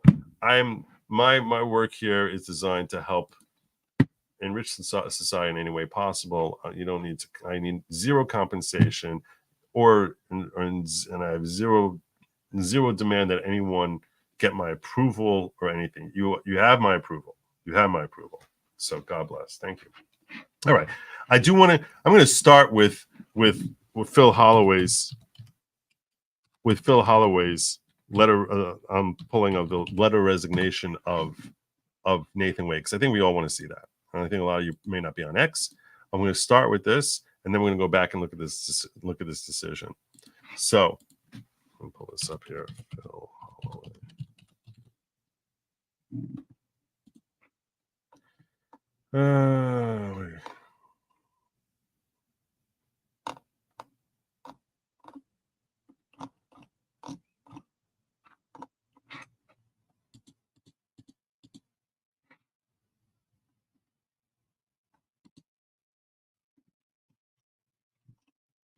That's not big enough for people to see. Let me download this.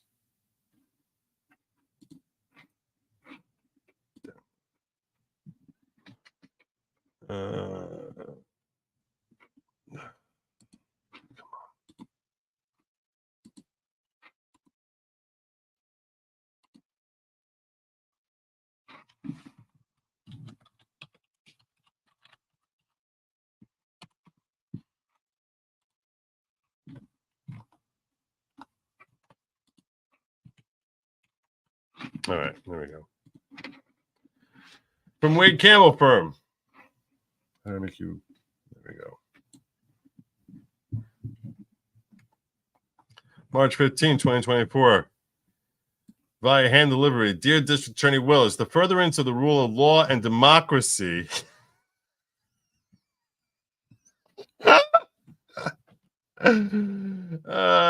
The furtherance of the rule of law and democracy. Oh, look at the bastion of the rule of law and democracy is and always has been the North Star of our combined efforts in the prosecution of those who are alleged to have attempted to overthrow the results of Georgia's 2020 presidential election. Oh my God, look at the high horse. How did he not break his neck just climbing off this high horse? How do you get up there? How do you get up there? You need like a rocket launcher to shoot Nathan Wade up onto this high horse. Furtherance of the rule of law and democracy is and always has been the North Star of our combined efforts in the prosecution of those who are alleged to have attempted to overthrow the results of Georgia's 2020 presidential election. Our team is dedicated to ensuring that a Fulton County jury in a Fulton County courtroom renders a true and just verdict in this case. He's writing it like this, saying like, holding it basically say it's all about justice. It's all about justice, not about persecution, all about the justice. As directed by the order today in state of Georgia versus Donald John Trump et al., I hereby offer my resignation effective immediately as special prosecutor for the Fulton County District Attorney's Office. And I'm going to charge you for 8 hours of time in drafting this letter. Although the court found that the defendants failed to meet their burden of proving that the district attorney acquired an actual conflict of interest, it's like he's trying to basically tout, we won. We totally won this. We totally won. We won big time. We won big time. We won bigly here. Although the court found defendants failed to meet the burden of proving the district attorney acquired an actual conflict of interest, I am offering my resignation in the interest of democracy and dedication to the American public and move this case forward as quickly as possible and to save your ass from having to leave. Or to save your ass from having to fire me, which is what you would have done. I'm proud of the work our team has accomplished in investigating, indicting, and litigating this case, despite the fact that when we brought charges, 6 of them were thrown out because I worded them too vaguely, because I'm too incompetent to, as far as prosecuting a RICO case, to know how to properly draft charges. So he's proud of his work, seeking justice for the people of Georgia and the United States and being part of the effort to ensure that the rule of law and democracy are preserved has been the honor of a lifetime. I think it's actually been a public disgrace of a lifetime, but okay. I'm sure that the case and the team will be in good hands moving forward and justice will be served. You, the team on this case, and the entire office have my prayers for your safety and your success in the pursuit of justice. Respectfully, squiggly signature of guy who lies on his interrogatories and is full of crap. Nathan J. Wade, Esquire. There you go. What a schmuck. Goodbye. Adios, you lying sack of crap. You lying sack of crap. All right. Well, there's that. I haven't even looked in Rumble. I feel terrible about this, and I need to hit up Carolyn Collins. Carolyn Collins saying, Joe, sending me a big fitty. I'm going to give you another one because, Joe, I'm giving you the money that I was going to send the judge's campaign. Yeah. Dude, if he had actually had the cojones to stand up here, he would be rolling in campaign funds. Rolling. If he just had the cojones, he would have raked in hundreds of thousands, if not millions of dollars in campaign funds. That campaign for his judgeship would have gotten more campaign funding than any judgeship election, arguably in American history, if he just had the cojones. If he just had the friggin' cojones. Dana says, not feeling well, I won't be digging tonight. You're excused. I understand. CLS 20, $1 for your passion for justice. Thank you so much. It was send me $20. CM Commodore Elfin says he made what they could argue so narrow in order to give himself an out. Flycrew says if the judge's opponent suddenly pulls out, he will have Fani's taint all over his face. Nobody wants that. That's not cool. That's no one wants that. I agree with you on that. Definitely agree with you on that. Okay, let me just double check over here also. Mary Isme says, here's the amicus for the oral arguments of the Supreme Court for Crowder on Monday that I brought up last night. Sorry, off topic. All right, I'll put that aside over here. I'm going to have to bookmark that to find it later because that'll never happen. Johnny Reb says he should definitely be voted out. He's such a cuck. Yep. All right. And, oh, you're very welcome. You're very welcome. England DG says, I'm 20 minutes behind. I keep hearing law tubers say another DA office won't pick this up. I'm from the area, not a lawyer, but DeKalb might. If not, maybe Richmond, Chatham, Bibb, or Athens Clark. All right. I'm going to defer to your knowledge on this. You know, you're saying that they may pick it up there. I don't know. You could be right. You could be right. What McDougall had said is that he's seen cases sit there for 2 years. And this is, look, someone can look at this as a career maker the way Fani Willis has. That's possible. Yeah. Tiana Lisa, welcome to the following. Welcome aboard. Welcome aboard. All right. Let me get into this. I'm caught up now. Let me get into this decision and some of the highlights and lowlights thereof. The McAfee decision. Where are you? All right.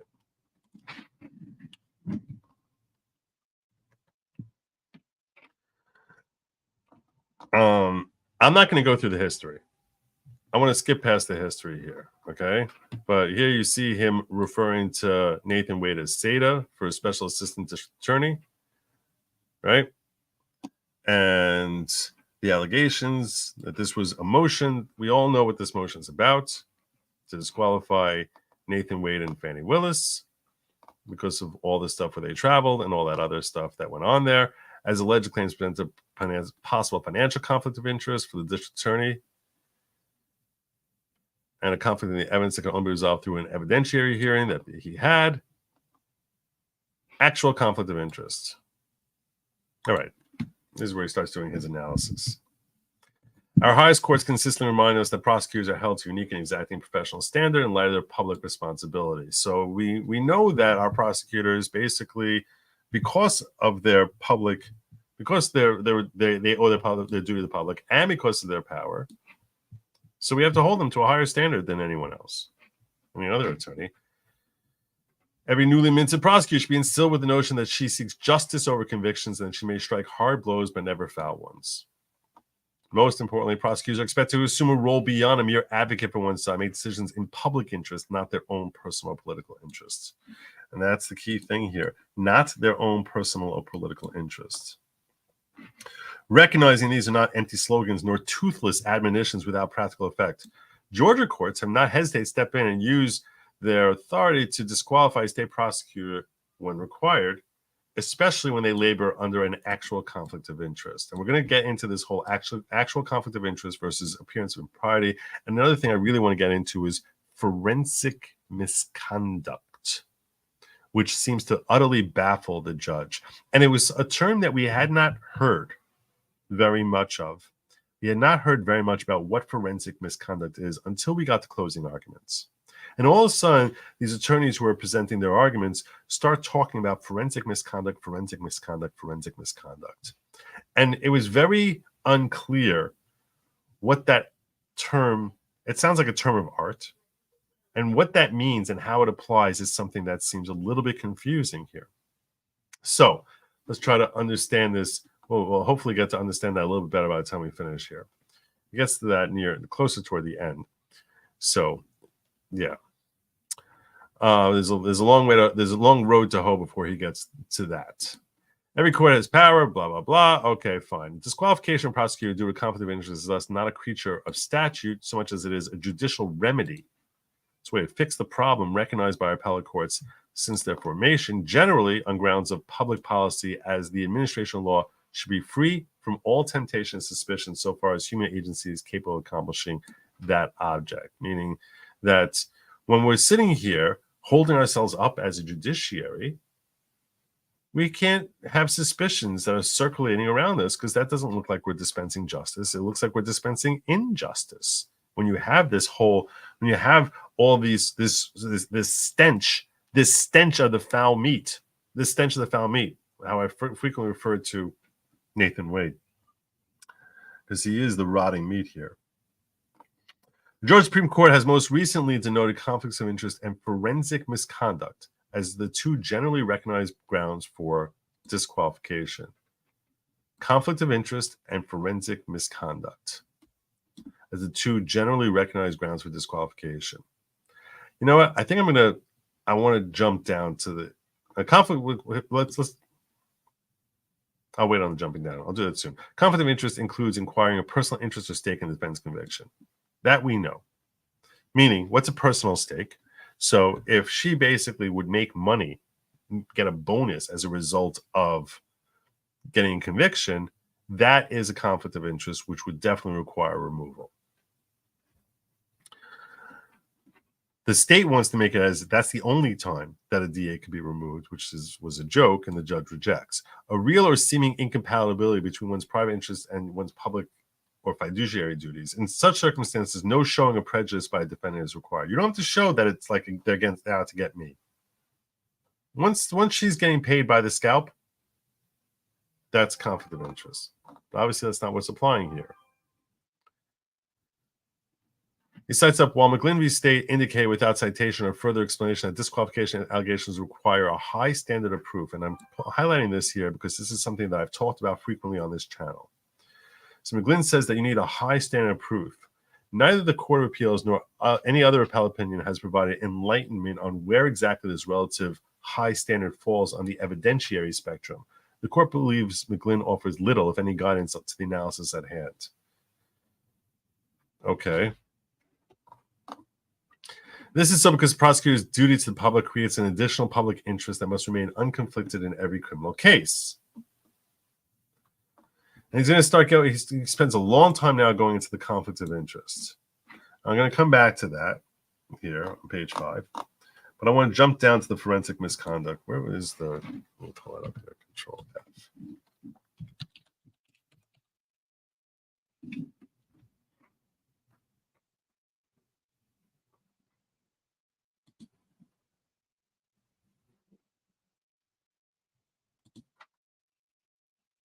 Forensic misconduct. I want to talk about this forensic misconduct because we were all very, very familiar with conflicts of interest. We're all very familiar with appearance of impropriety. We're going to get to his read about those particular issues soon and his understanding and what findings of fact he made. But I think that for a lawyer to walk you through what it means to say forensic misconduct in this context is important. The Georgia Supreme Court recognizes that forensic misconduct or improper comment by a state is grounds for disqualification. Okay. One example of such forensic misconduct is expression by the prosecuting attorney of his personal belief in the defendant's guilt. Okay. So when we're talking about misconduct here, conflict of interest means you can't fulfill your role. You can't fulfill your role because you're too conflicted. How can you fulfill your role of being able to carry out and worry about getting justice if you have a financial interest that's against justice? Okay, these are different type of ethical conundrums that we have when we're looking at how a case is being handled properly. And I sort of want to break down these three different things momentarily, just so we can understand conceptually what we're talking about, because otherwise I think these are just legal terms that no one really understands. So I just want you to understand the logic behind what's happening when we're looking at conflict of interest, appearance of impropriety, and forensic misconduct, just on a very basic level. Okay, conflict of interest. What's the problem when you have a conflict of interest? What that means is you have a duty to X, and then you have an interest to not X. When you have a duty to X and you have an interest, personal interest to not X, there's this conflict that you have between your professional responsibility and your personal responsibility. That's your conflict of your interests. One interest that you have is your job, and your other interest that you have is your personal benefit. When they are in conflict, that's a conflict of interest. Classic example that the judge has already cited in this opinion that we read already is if you're, as the district attorney, you're supposed to be looking for justice. Your personal interest, if you're getting paid by the scalp, is I don't care what justice says. If I get this guy convicted, I make money. So that is your classic clash, a conflict of interest that's happening there. Okay? That's your conflict of interest. Appearance of impropriety is more vague because it's like the entire area here smells corruption, smells bad. Is there a conflict of interest? No. But this whole thing just feels manipulated. It feels like it's like not, it just feels like the way you're handling this is just gross, and that you're acting with impropriety. That's and it has to be, but that appearance of impropriety. So now when you talk about conflict of interest, it has to be relevant to this case, this defendant. When you're talking about appearance of impropriety, this entire process just has to be gross. That's appearance of impropriety. Forensic misconduct is you did a specific thing that this thing is just wrong. It's just this is a misconduct, and that we can identify. We can identify this thing that you did. That is something we consider misconduct by an attorney or by someone in your position. That is just the wrong thing for someone in your position to be doing.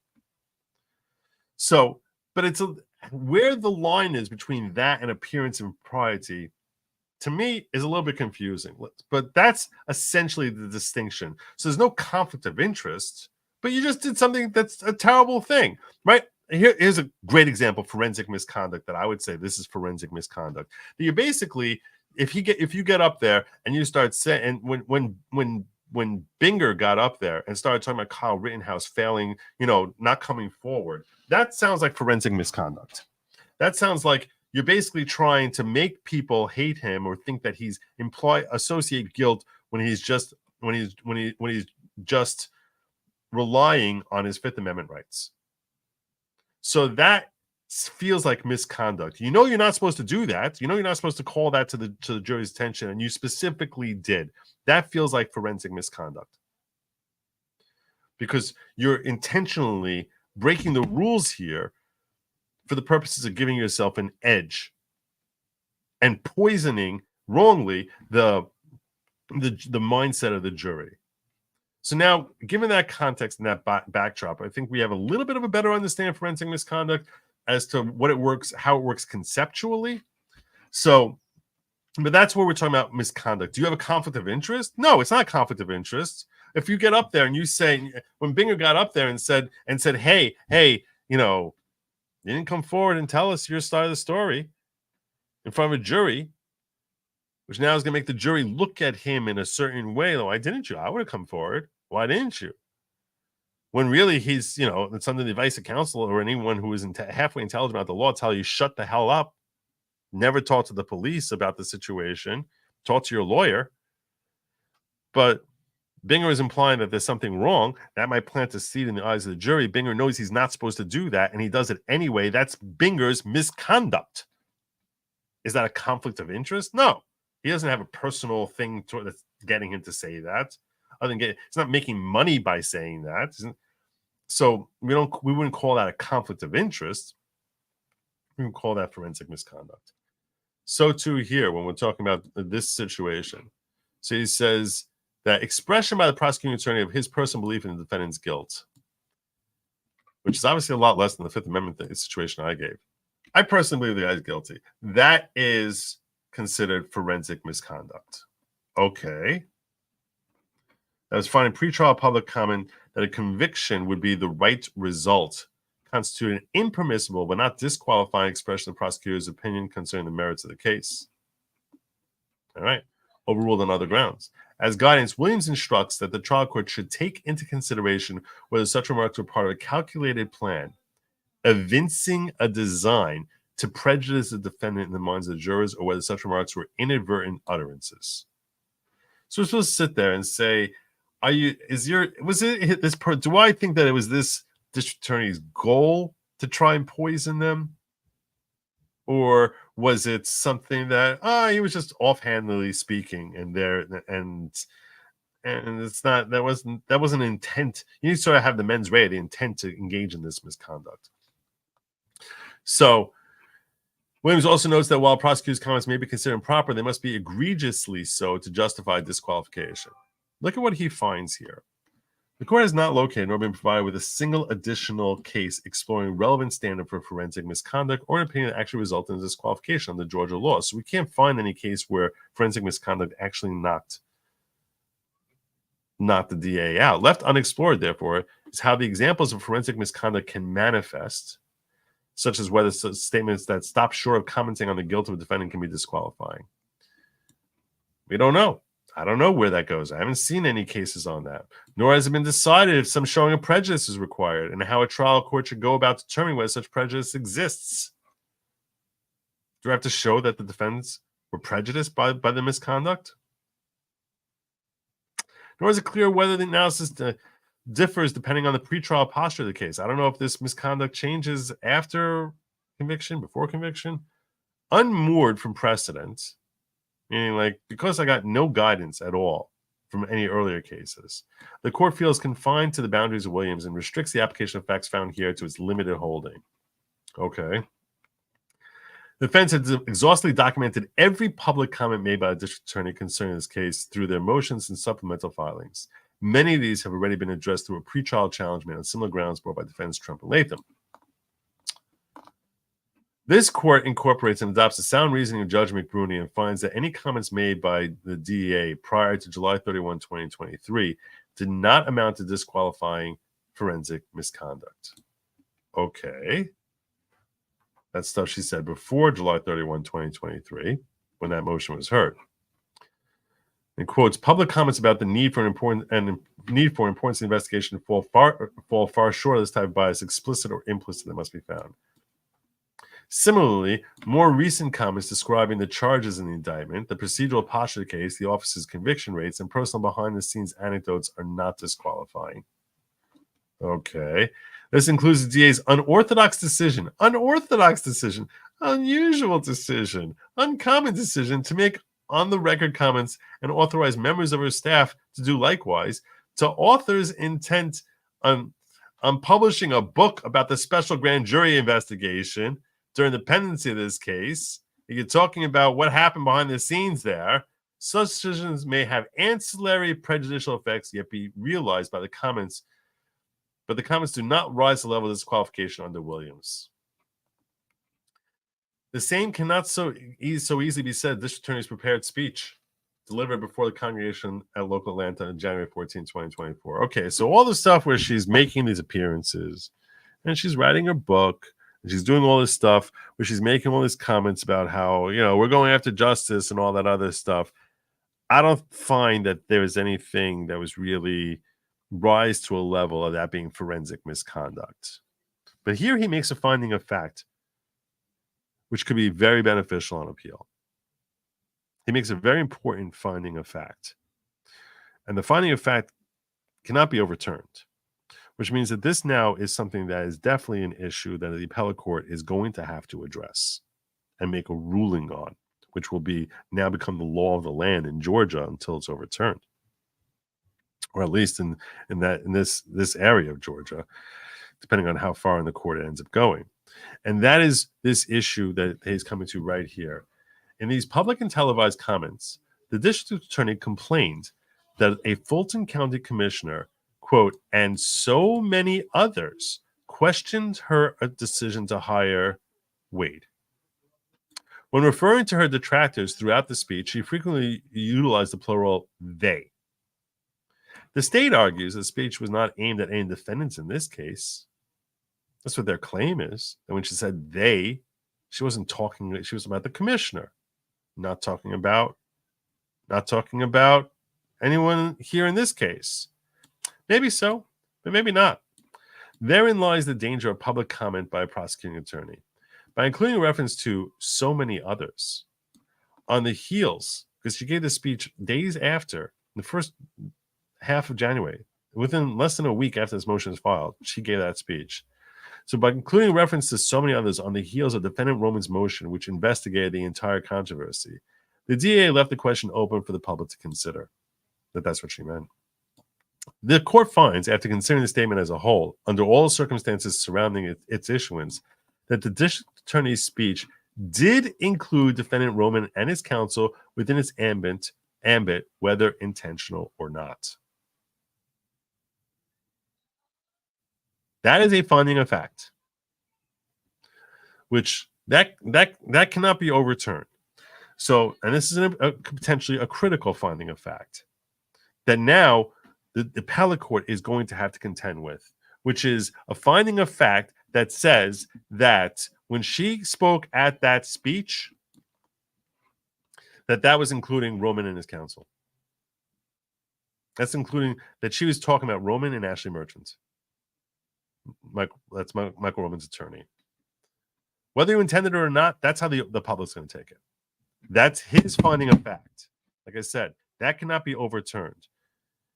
More at issue, instead of attributing the criticism to a criminal's accused general aversion to being convicted and facing prison sentence, meaning when she was giving that speech, she didn't say, oh, they just don't want to be prosecuted for their crimes. The district attorney described the effort as motivated by playing the race card. She went on to frequently refer to Wade as the black man, while her other unchallenged SADAs were labeled one white woman and one white man. The effect of this speech was to cast racial aspersions at the indicted defendant's decision to file this pretrial motion.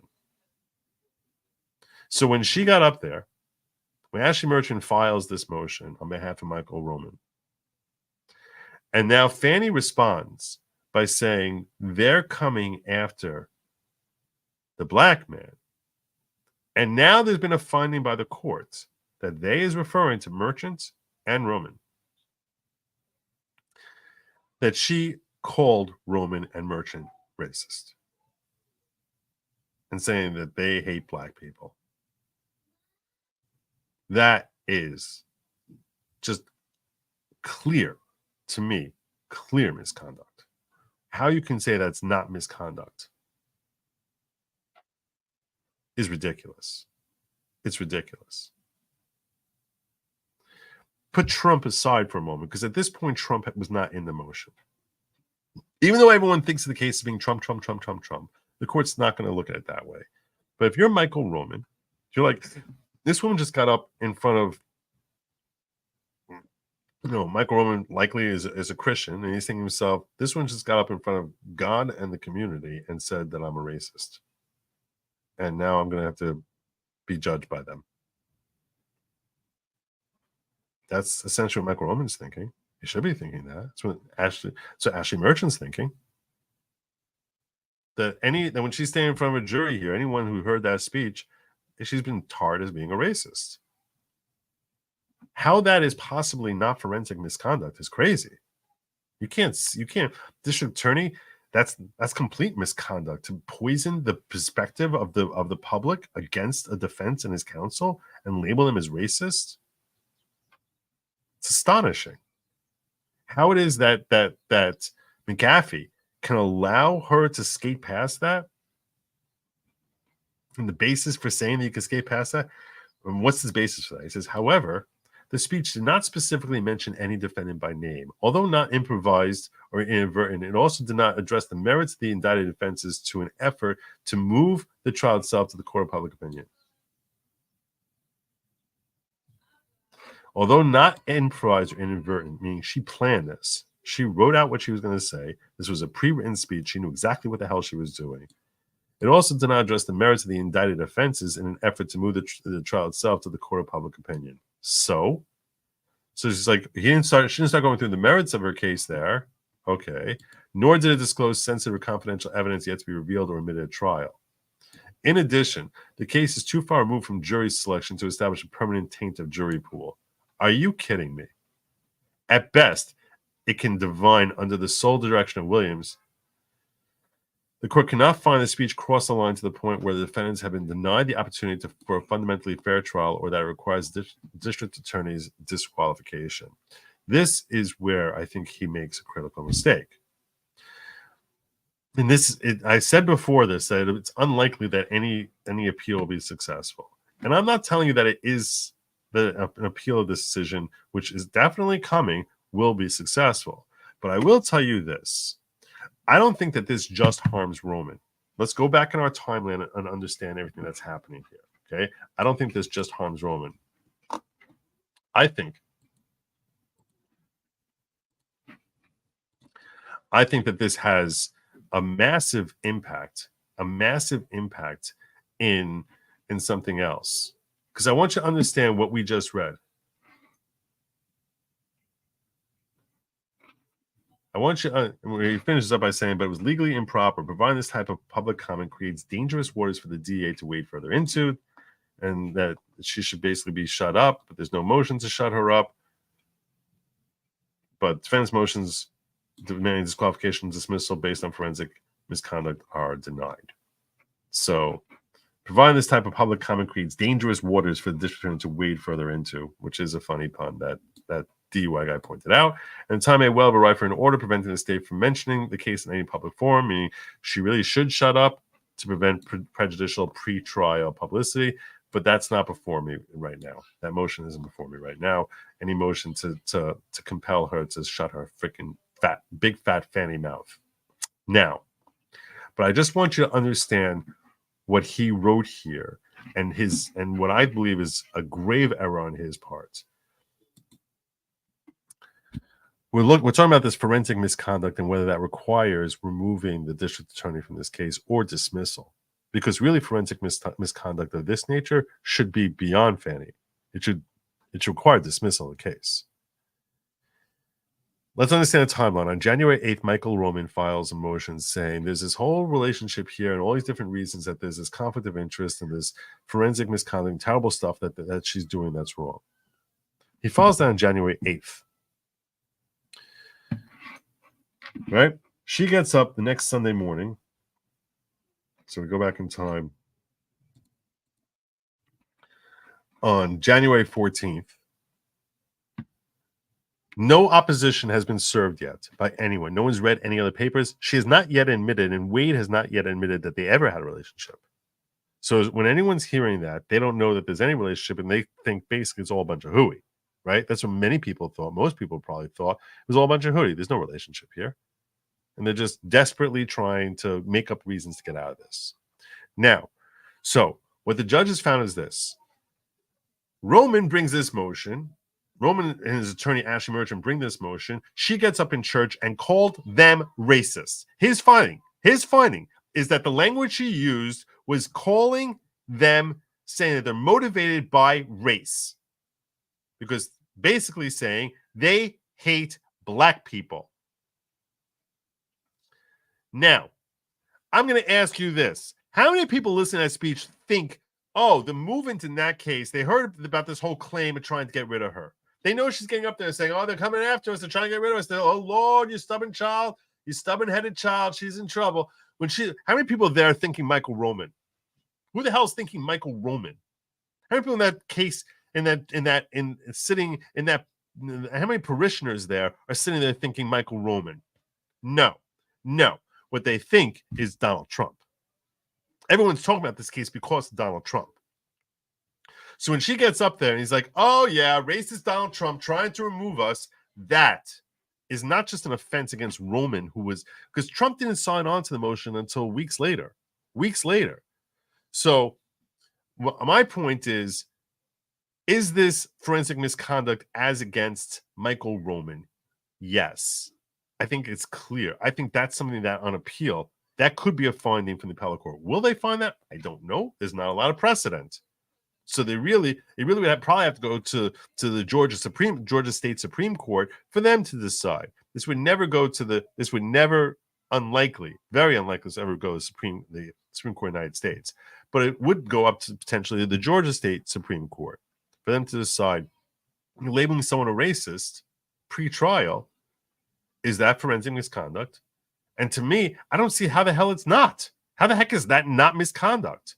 But the point is that it's not uniquely to Michael Roman when he says they coming after, because everyone thinks that the they she's talking about is not Michael Roman. He points out here to try and find as some sort of protection for her, that when she said that, she didn't name who it was. She didn't call out any names. And while I think she was talking about them, she didn't name anyone.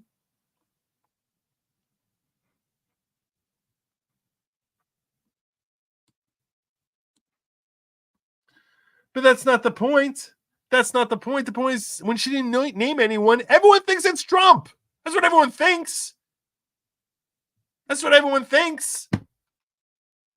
So yeah, that every defendant here should be cleared because of that. But certainly Trump and Roman, because he was talking about Roman, and everyone definitely thinks Trump. We all know that. The only reason everyone knows about this case is because of Trump. How many cases have been brought against Trump's associates that less than 10% of the population knows anything about those cases? But these cases brought against Trump, everyone knows. Everybody knows.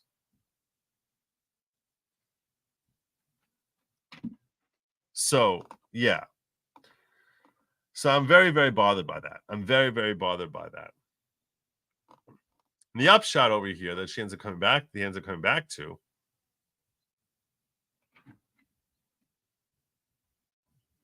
and by the way, thank you. I appreciate that. I need a lot more people to bring me on as their primary space Jew. But I mean, this is just disturbing. It's disturbing. And for them to say that it's not forensic, it's not forensic misconduct, is ridiculous. Just ridiculous. Doesn't make any sense at all. Makes no sense at all. All right.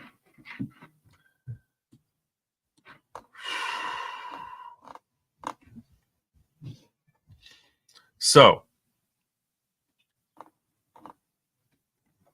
who else was I? All right, so I want to move on to what his finding is here in the end.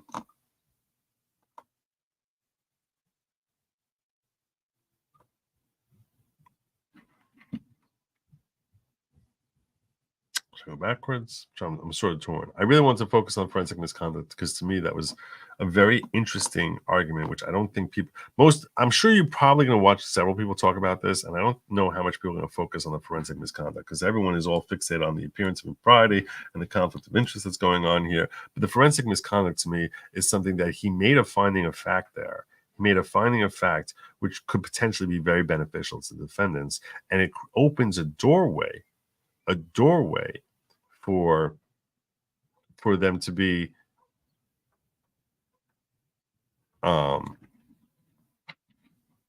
it opens a doorway for an appellate court to actually overturn it.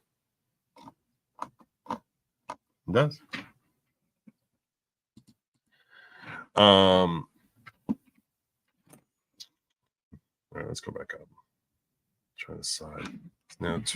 It's now 4:15. What I'm going to do is this. I'm going to get to the ultimate decision that he gave here because I don't have a lot of time left. So I'm going to scroll down to the ultimate decision here.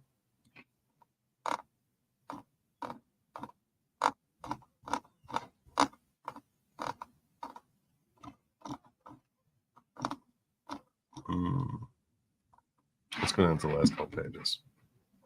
And tomorrow I'm going to go through this. I'm going to break this down in greater detail. The defendants invoke a range of other constitutional, statutory, and county provisions in support of disqualification. And just so you're aware, if you have not read this decision yet, at this point, he's already said that there is no conflict of interest, but he refers to there being an odor of mendacity when he's assessing the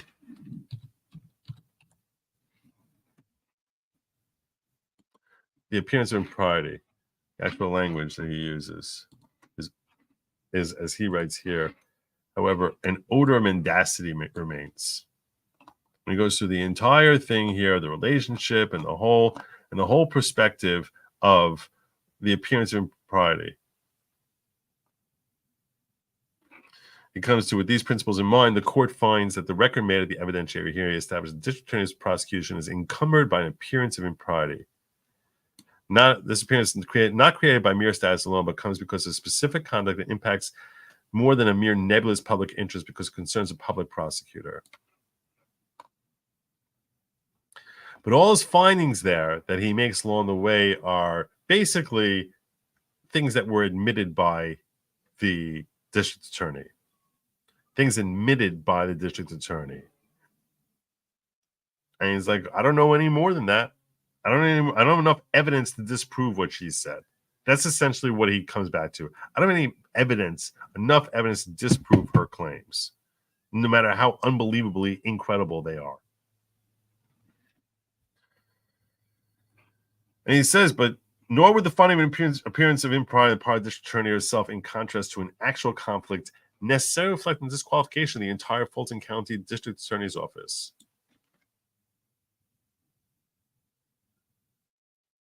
So he says, when it comes to conflict of interest, we have to remove the entire office.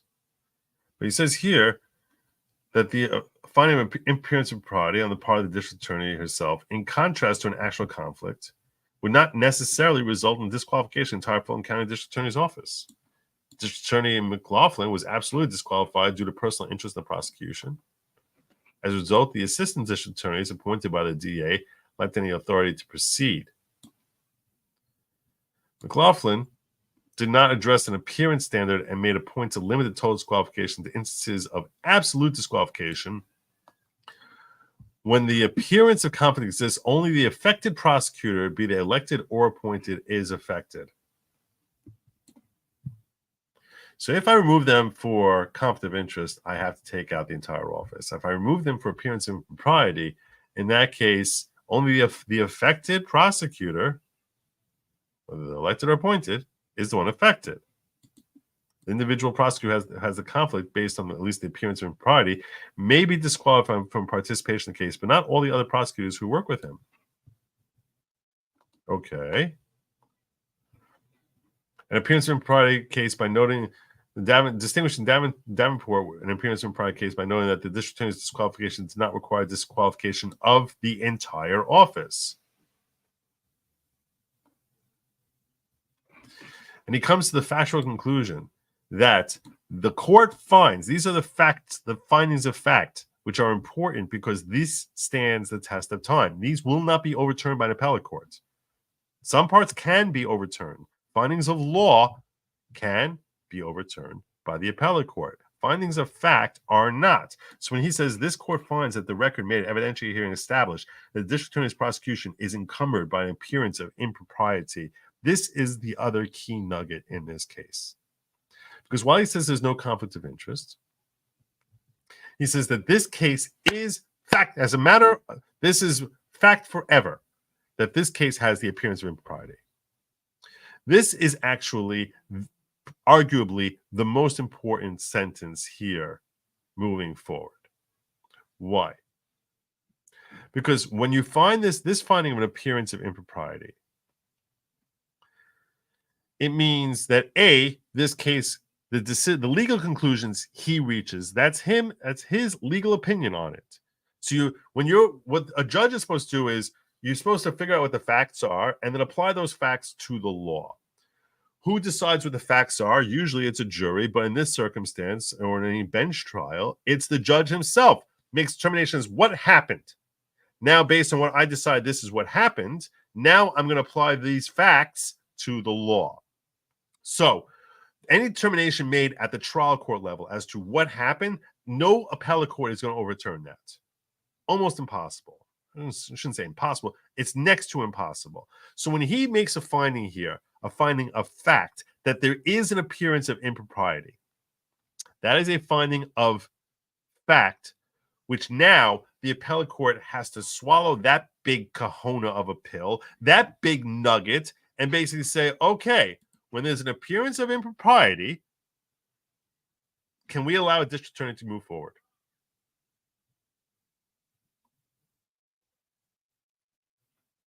That's really the question. Is this enabled to like wash away that one person is involved in this appearance of impropriety, that somehow there's only an appearance of impropriety when both of them are in the case? What he actually says here as his part of his, what is the appearance? This appearance is not created by mere status alone, but comes because of specific conduct and impacts the nebulous public interest because it concerns public prosecutor.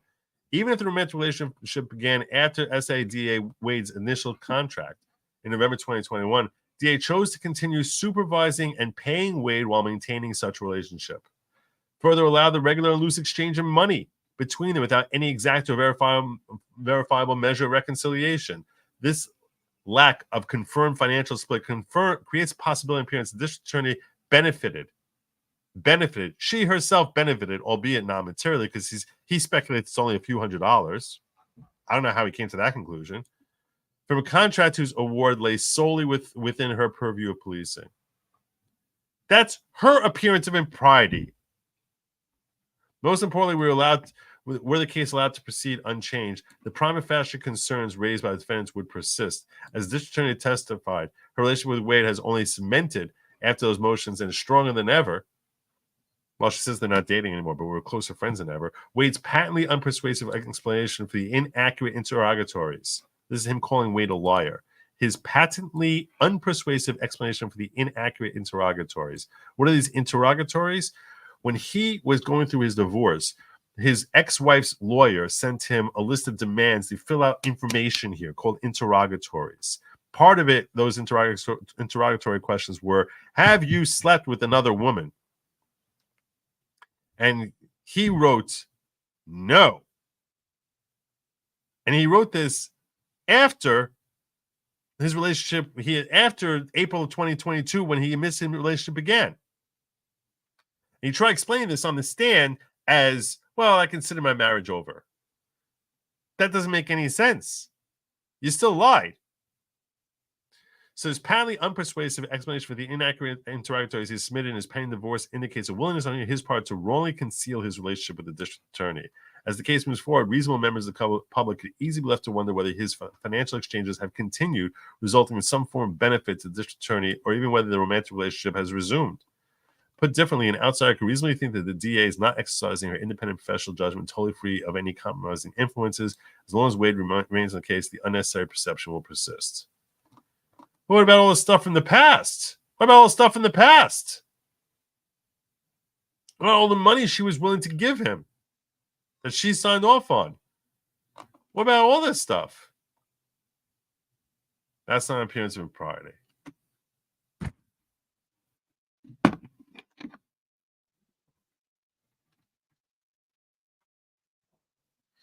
Will appellate court go along with that? I don't know.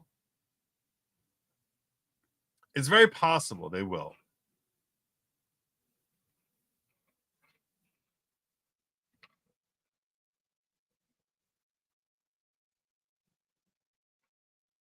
It even says that these concerns have been put to rest. During the argument, defense focused largely from financial concerns to disproven testimony of the DA, namely that her romantic relationship predated November 2021 hiring of Wade.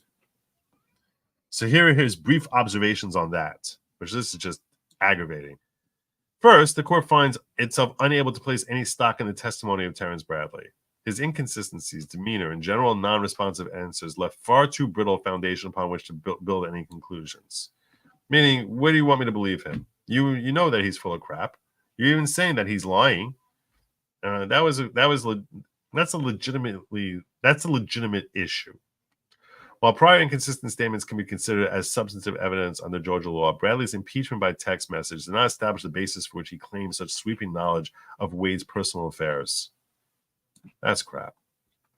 In addition, while testimony of Robin Yeardy raised doubts about the state's assertions, it ultimately lacked context and detail.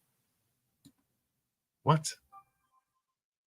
Even after considering the proffered cell phone testimony from defendant Trump, along with the entirety of the other evidence, neither side was able to conclusively establish by preponderance of evidence when the relationship evolved into a romantic one. That is a lie. That's crap. That is crap. That is really crap. In the totality of the circumstances, this to me is where he's lying. Nobody believes this but Judge McAfee. Nobody believes this. Nobody believes this. This here is the friggin' lie. This is a lie.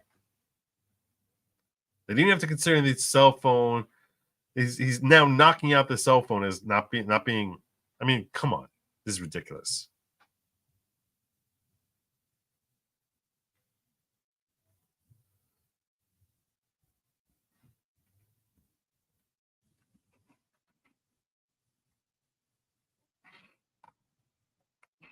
However, an odor of mendacity remains.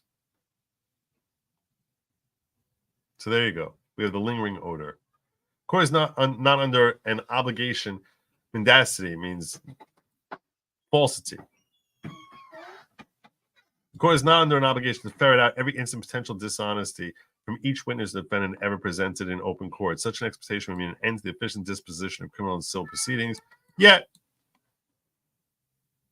reasonable questions about whether the DA and her hand-selected lead SADA testified untruthfully about the time of the relationship further underpin the finding of an appearance of impropriety and needs to make proportional efforts to cure it. Look at this. He's even saying, nobody believes her. Who believes her?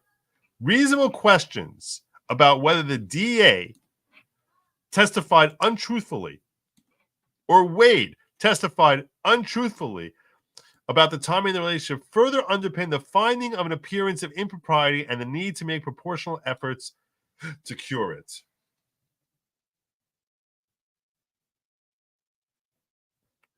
What do you want? What do you want? What he's basically saying is, over here, lots of people have good reasons to question whether or not she was full of crap. I'm not willing to go on the record and say that she was. Lots of people have plenty of reasons to question whether she was completely full of hot garbage. I'm unwilling to go there. I'm not willing to do that. Give me one moment because my door's open here and my grandkids have shown up. So I sort of want to get some.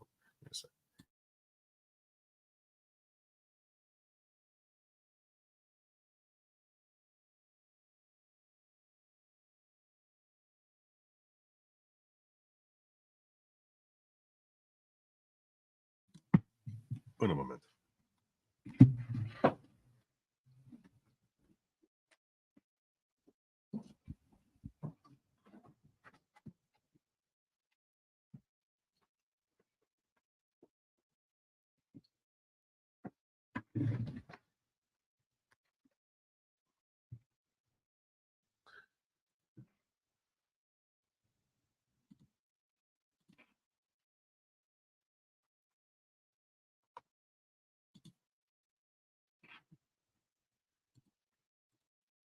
All right.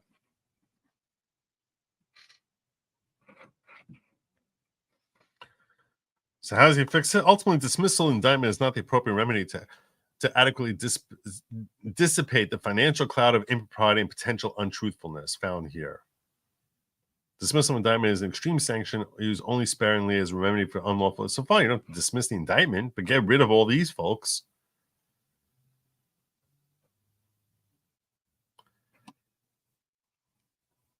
And I totally agree with the fact that he says that there's not been a showing that defendants' due process rights have been violated or that the issues involve prejudice of the defendants in any way. You call them racist? Should call them racist, and that's not prejudicing them?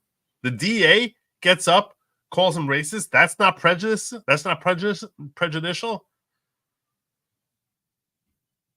Nor is disqualification of a constitutional officer necessary when a less drastic and sufficiently remedial option is available. The court therefore concludes that the prosecution case cannot proceed until the state selects one of two options.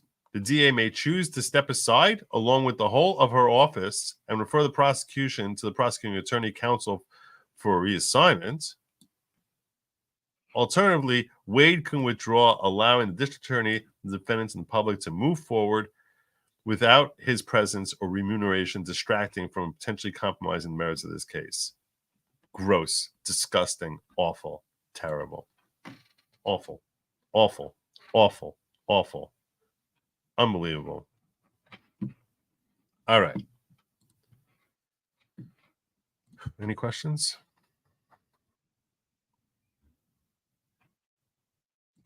Love ID USC says, all these people are disgraced to our judicial system. It sickens me to listen to the letter of resignation, the judge's decision too. Integrity hard to find anymore in our country. It really is. It seems impossible. You're welcome. It's my pleasure to cover it for you. It's my pleasure. Teresa Adaviani. Teresa Adaviani. Adaviani. New YouTube member. Welcome aboard. Welcome to the following. God bless you. God bless you. And I wish it was under better circumstances, but welcome to the following. It's not at all a cult. Type of cult. Is it possible that this might end up showing more corruption in the office or system? This could be an opening of the door. Yeah, anything's possible. I don't know. I'm not Nostradamus. I don't know. I'm not a prophet. I ain't no prophet. Ain't no prophet. Anyhow. Let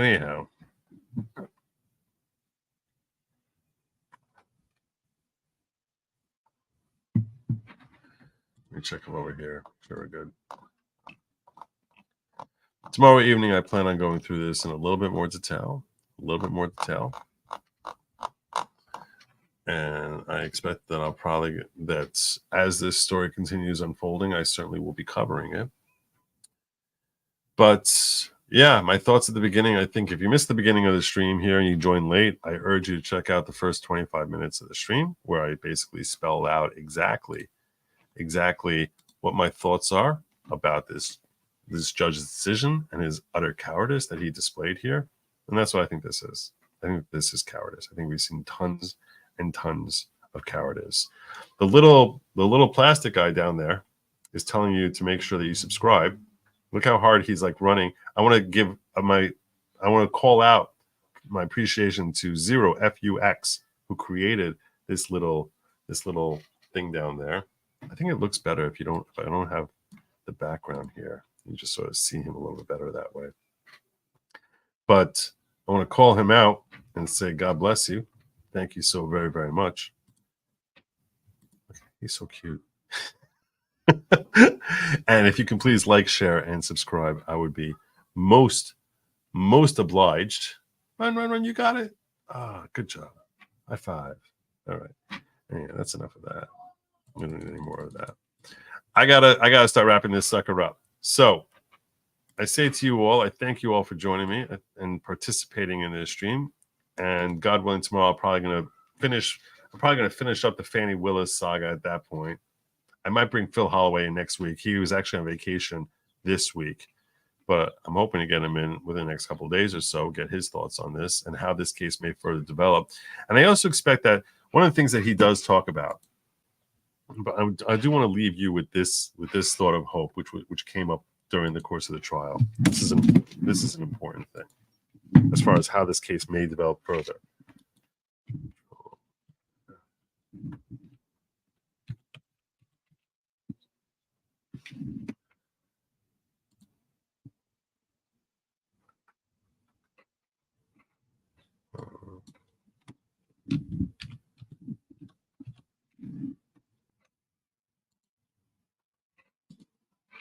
One of the things that he wrote here was this.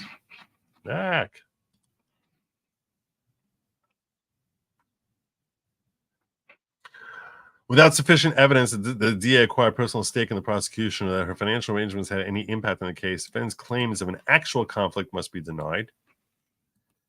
which I think that's crap too, by the way. The reason I think that's crap is because I think that she actually engaged in conflict by the time she reached the stand, by the time she stepped down from the stand when she testified.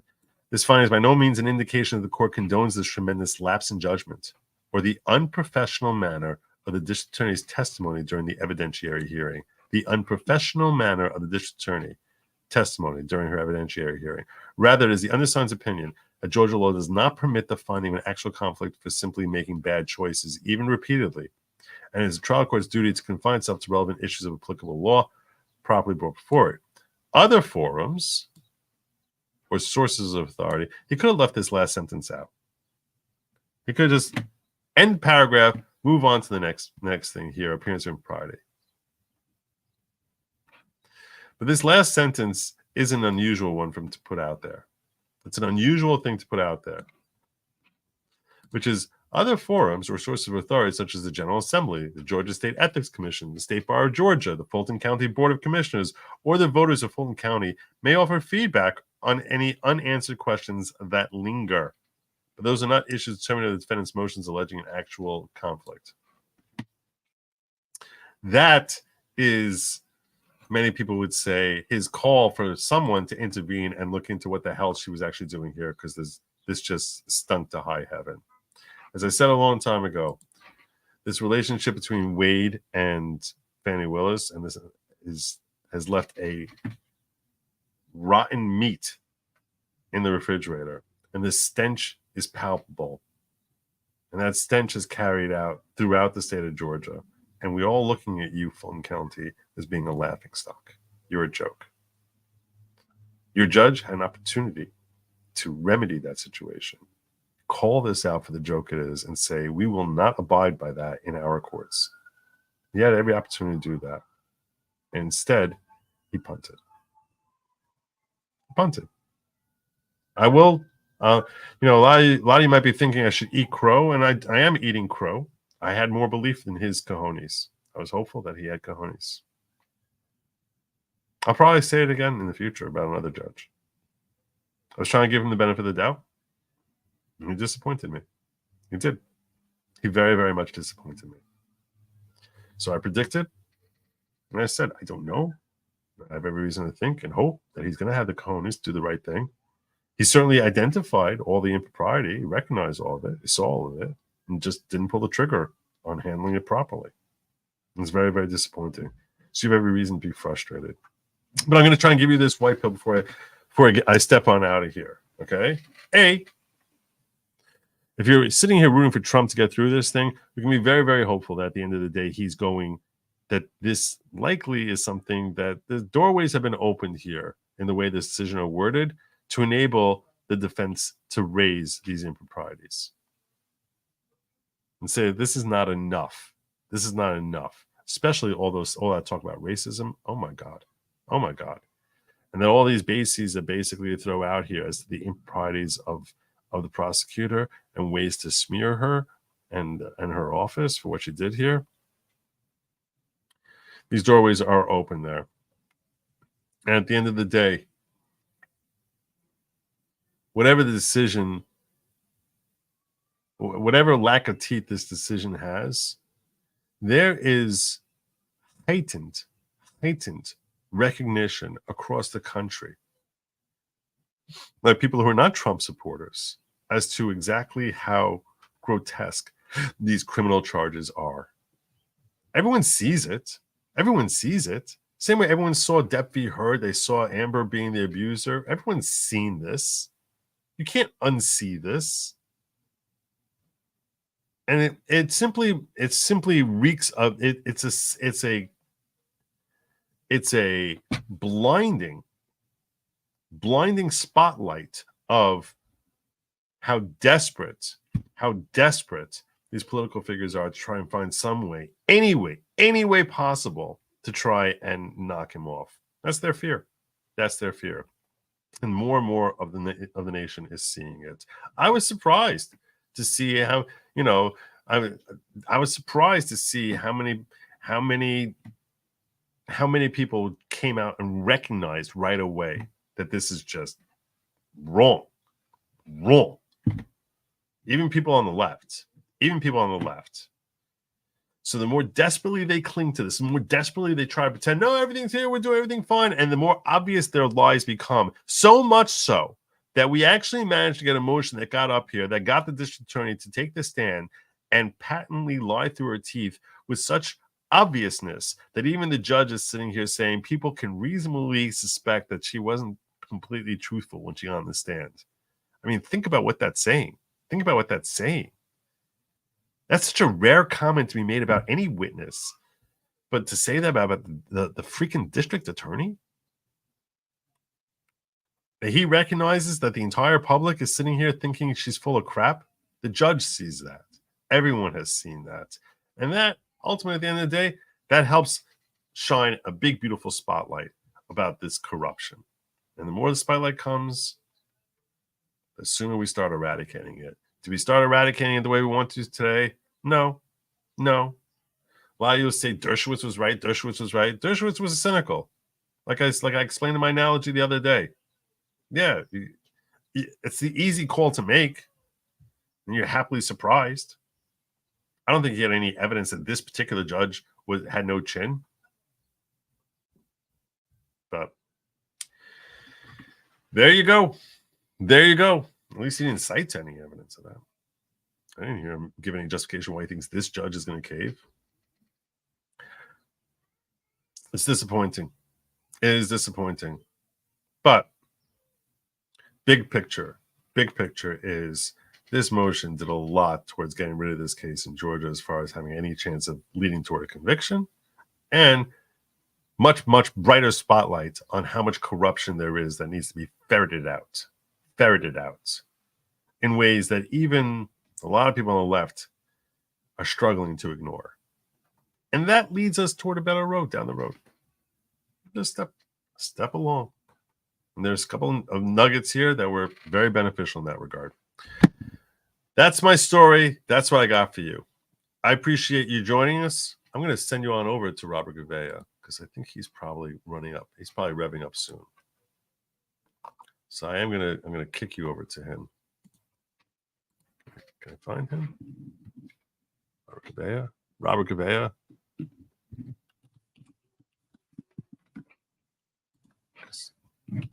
Probably like. Let me see him.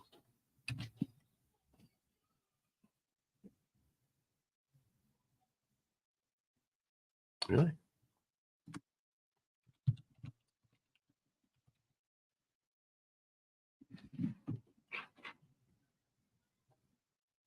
What is that?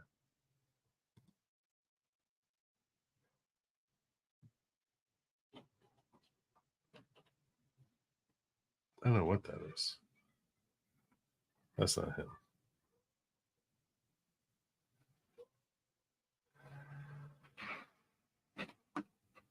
Give me a second. I want to try and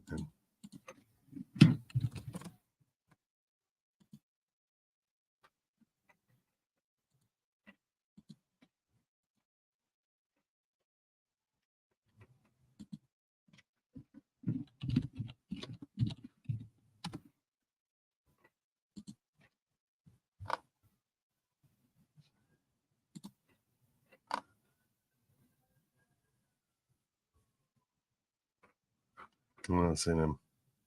I guess he's done already. All right, my friends.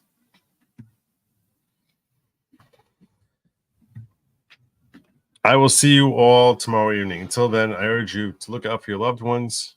Thank you for joining me. And I will see you, God willing, tomorrow night. And stay happy. Eat the bugs. And as always, Godspeed.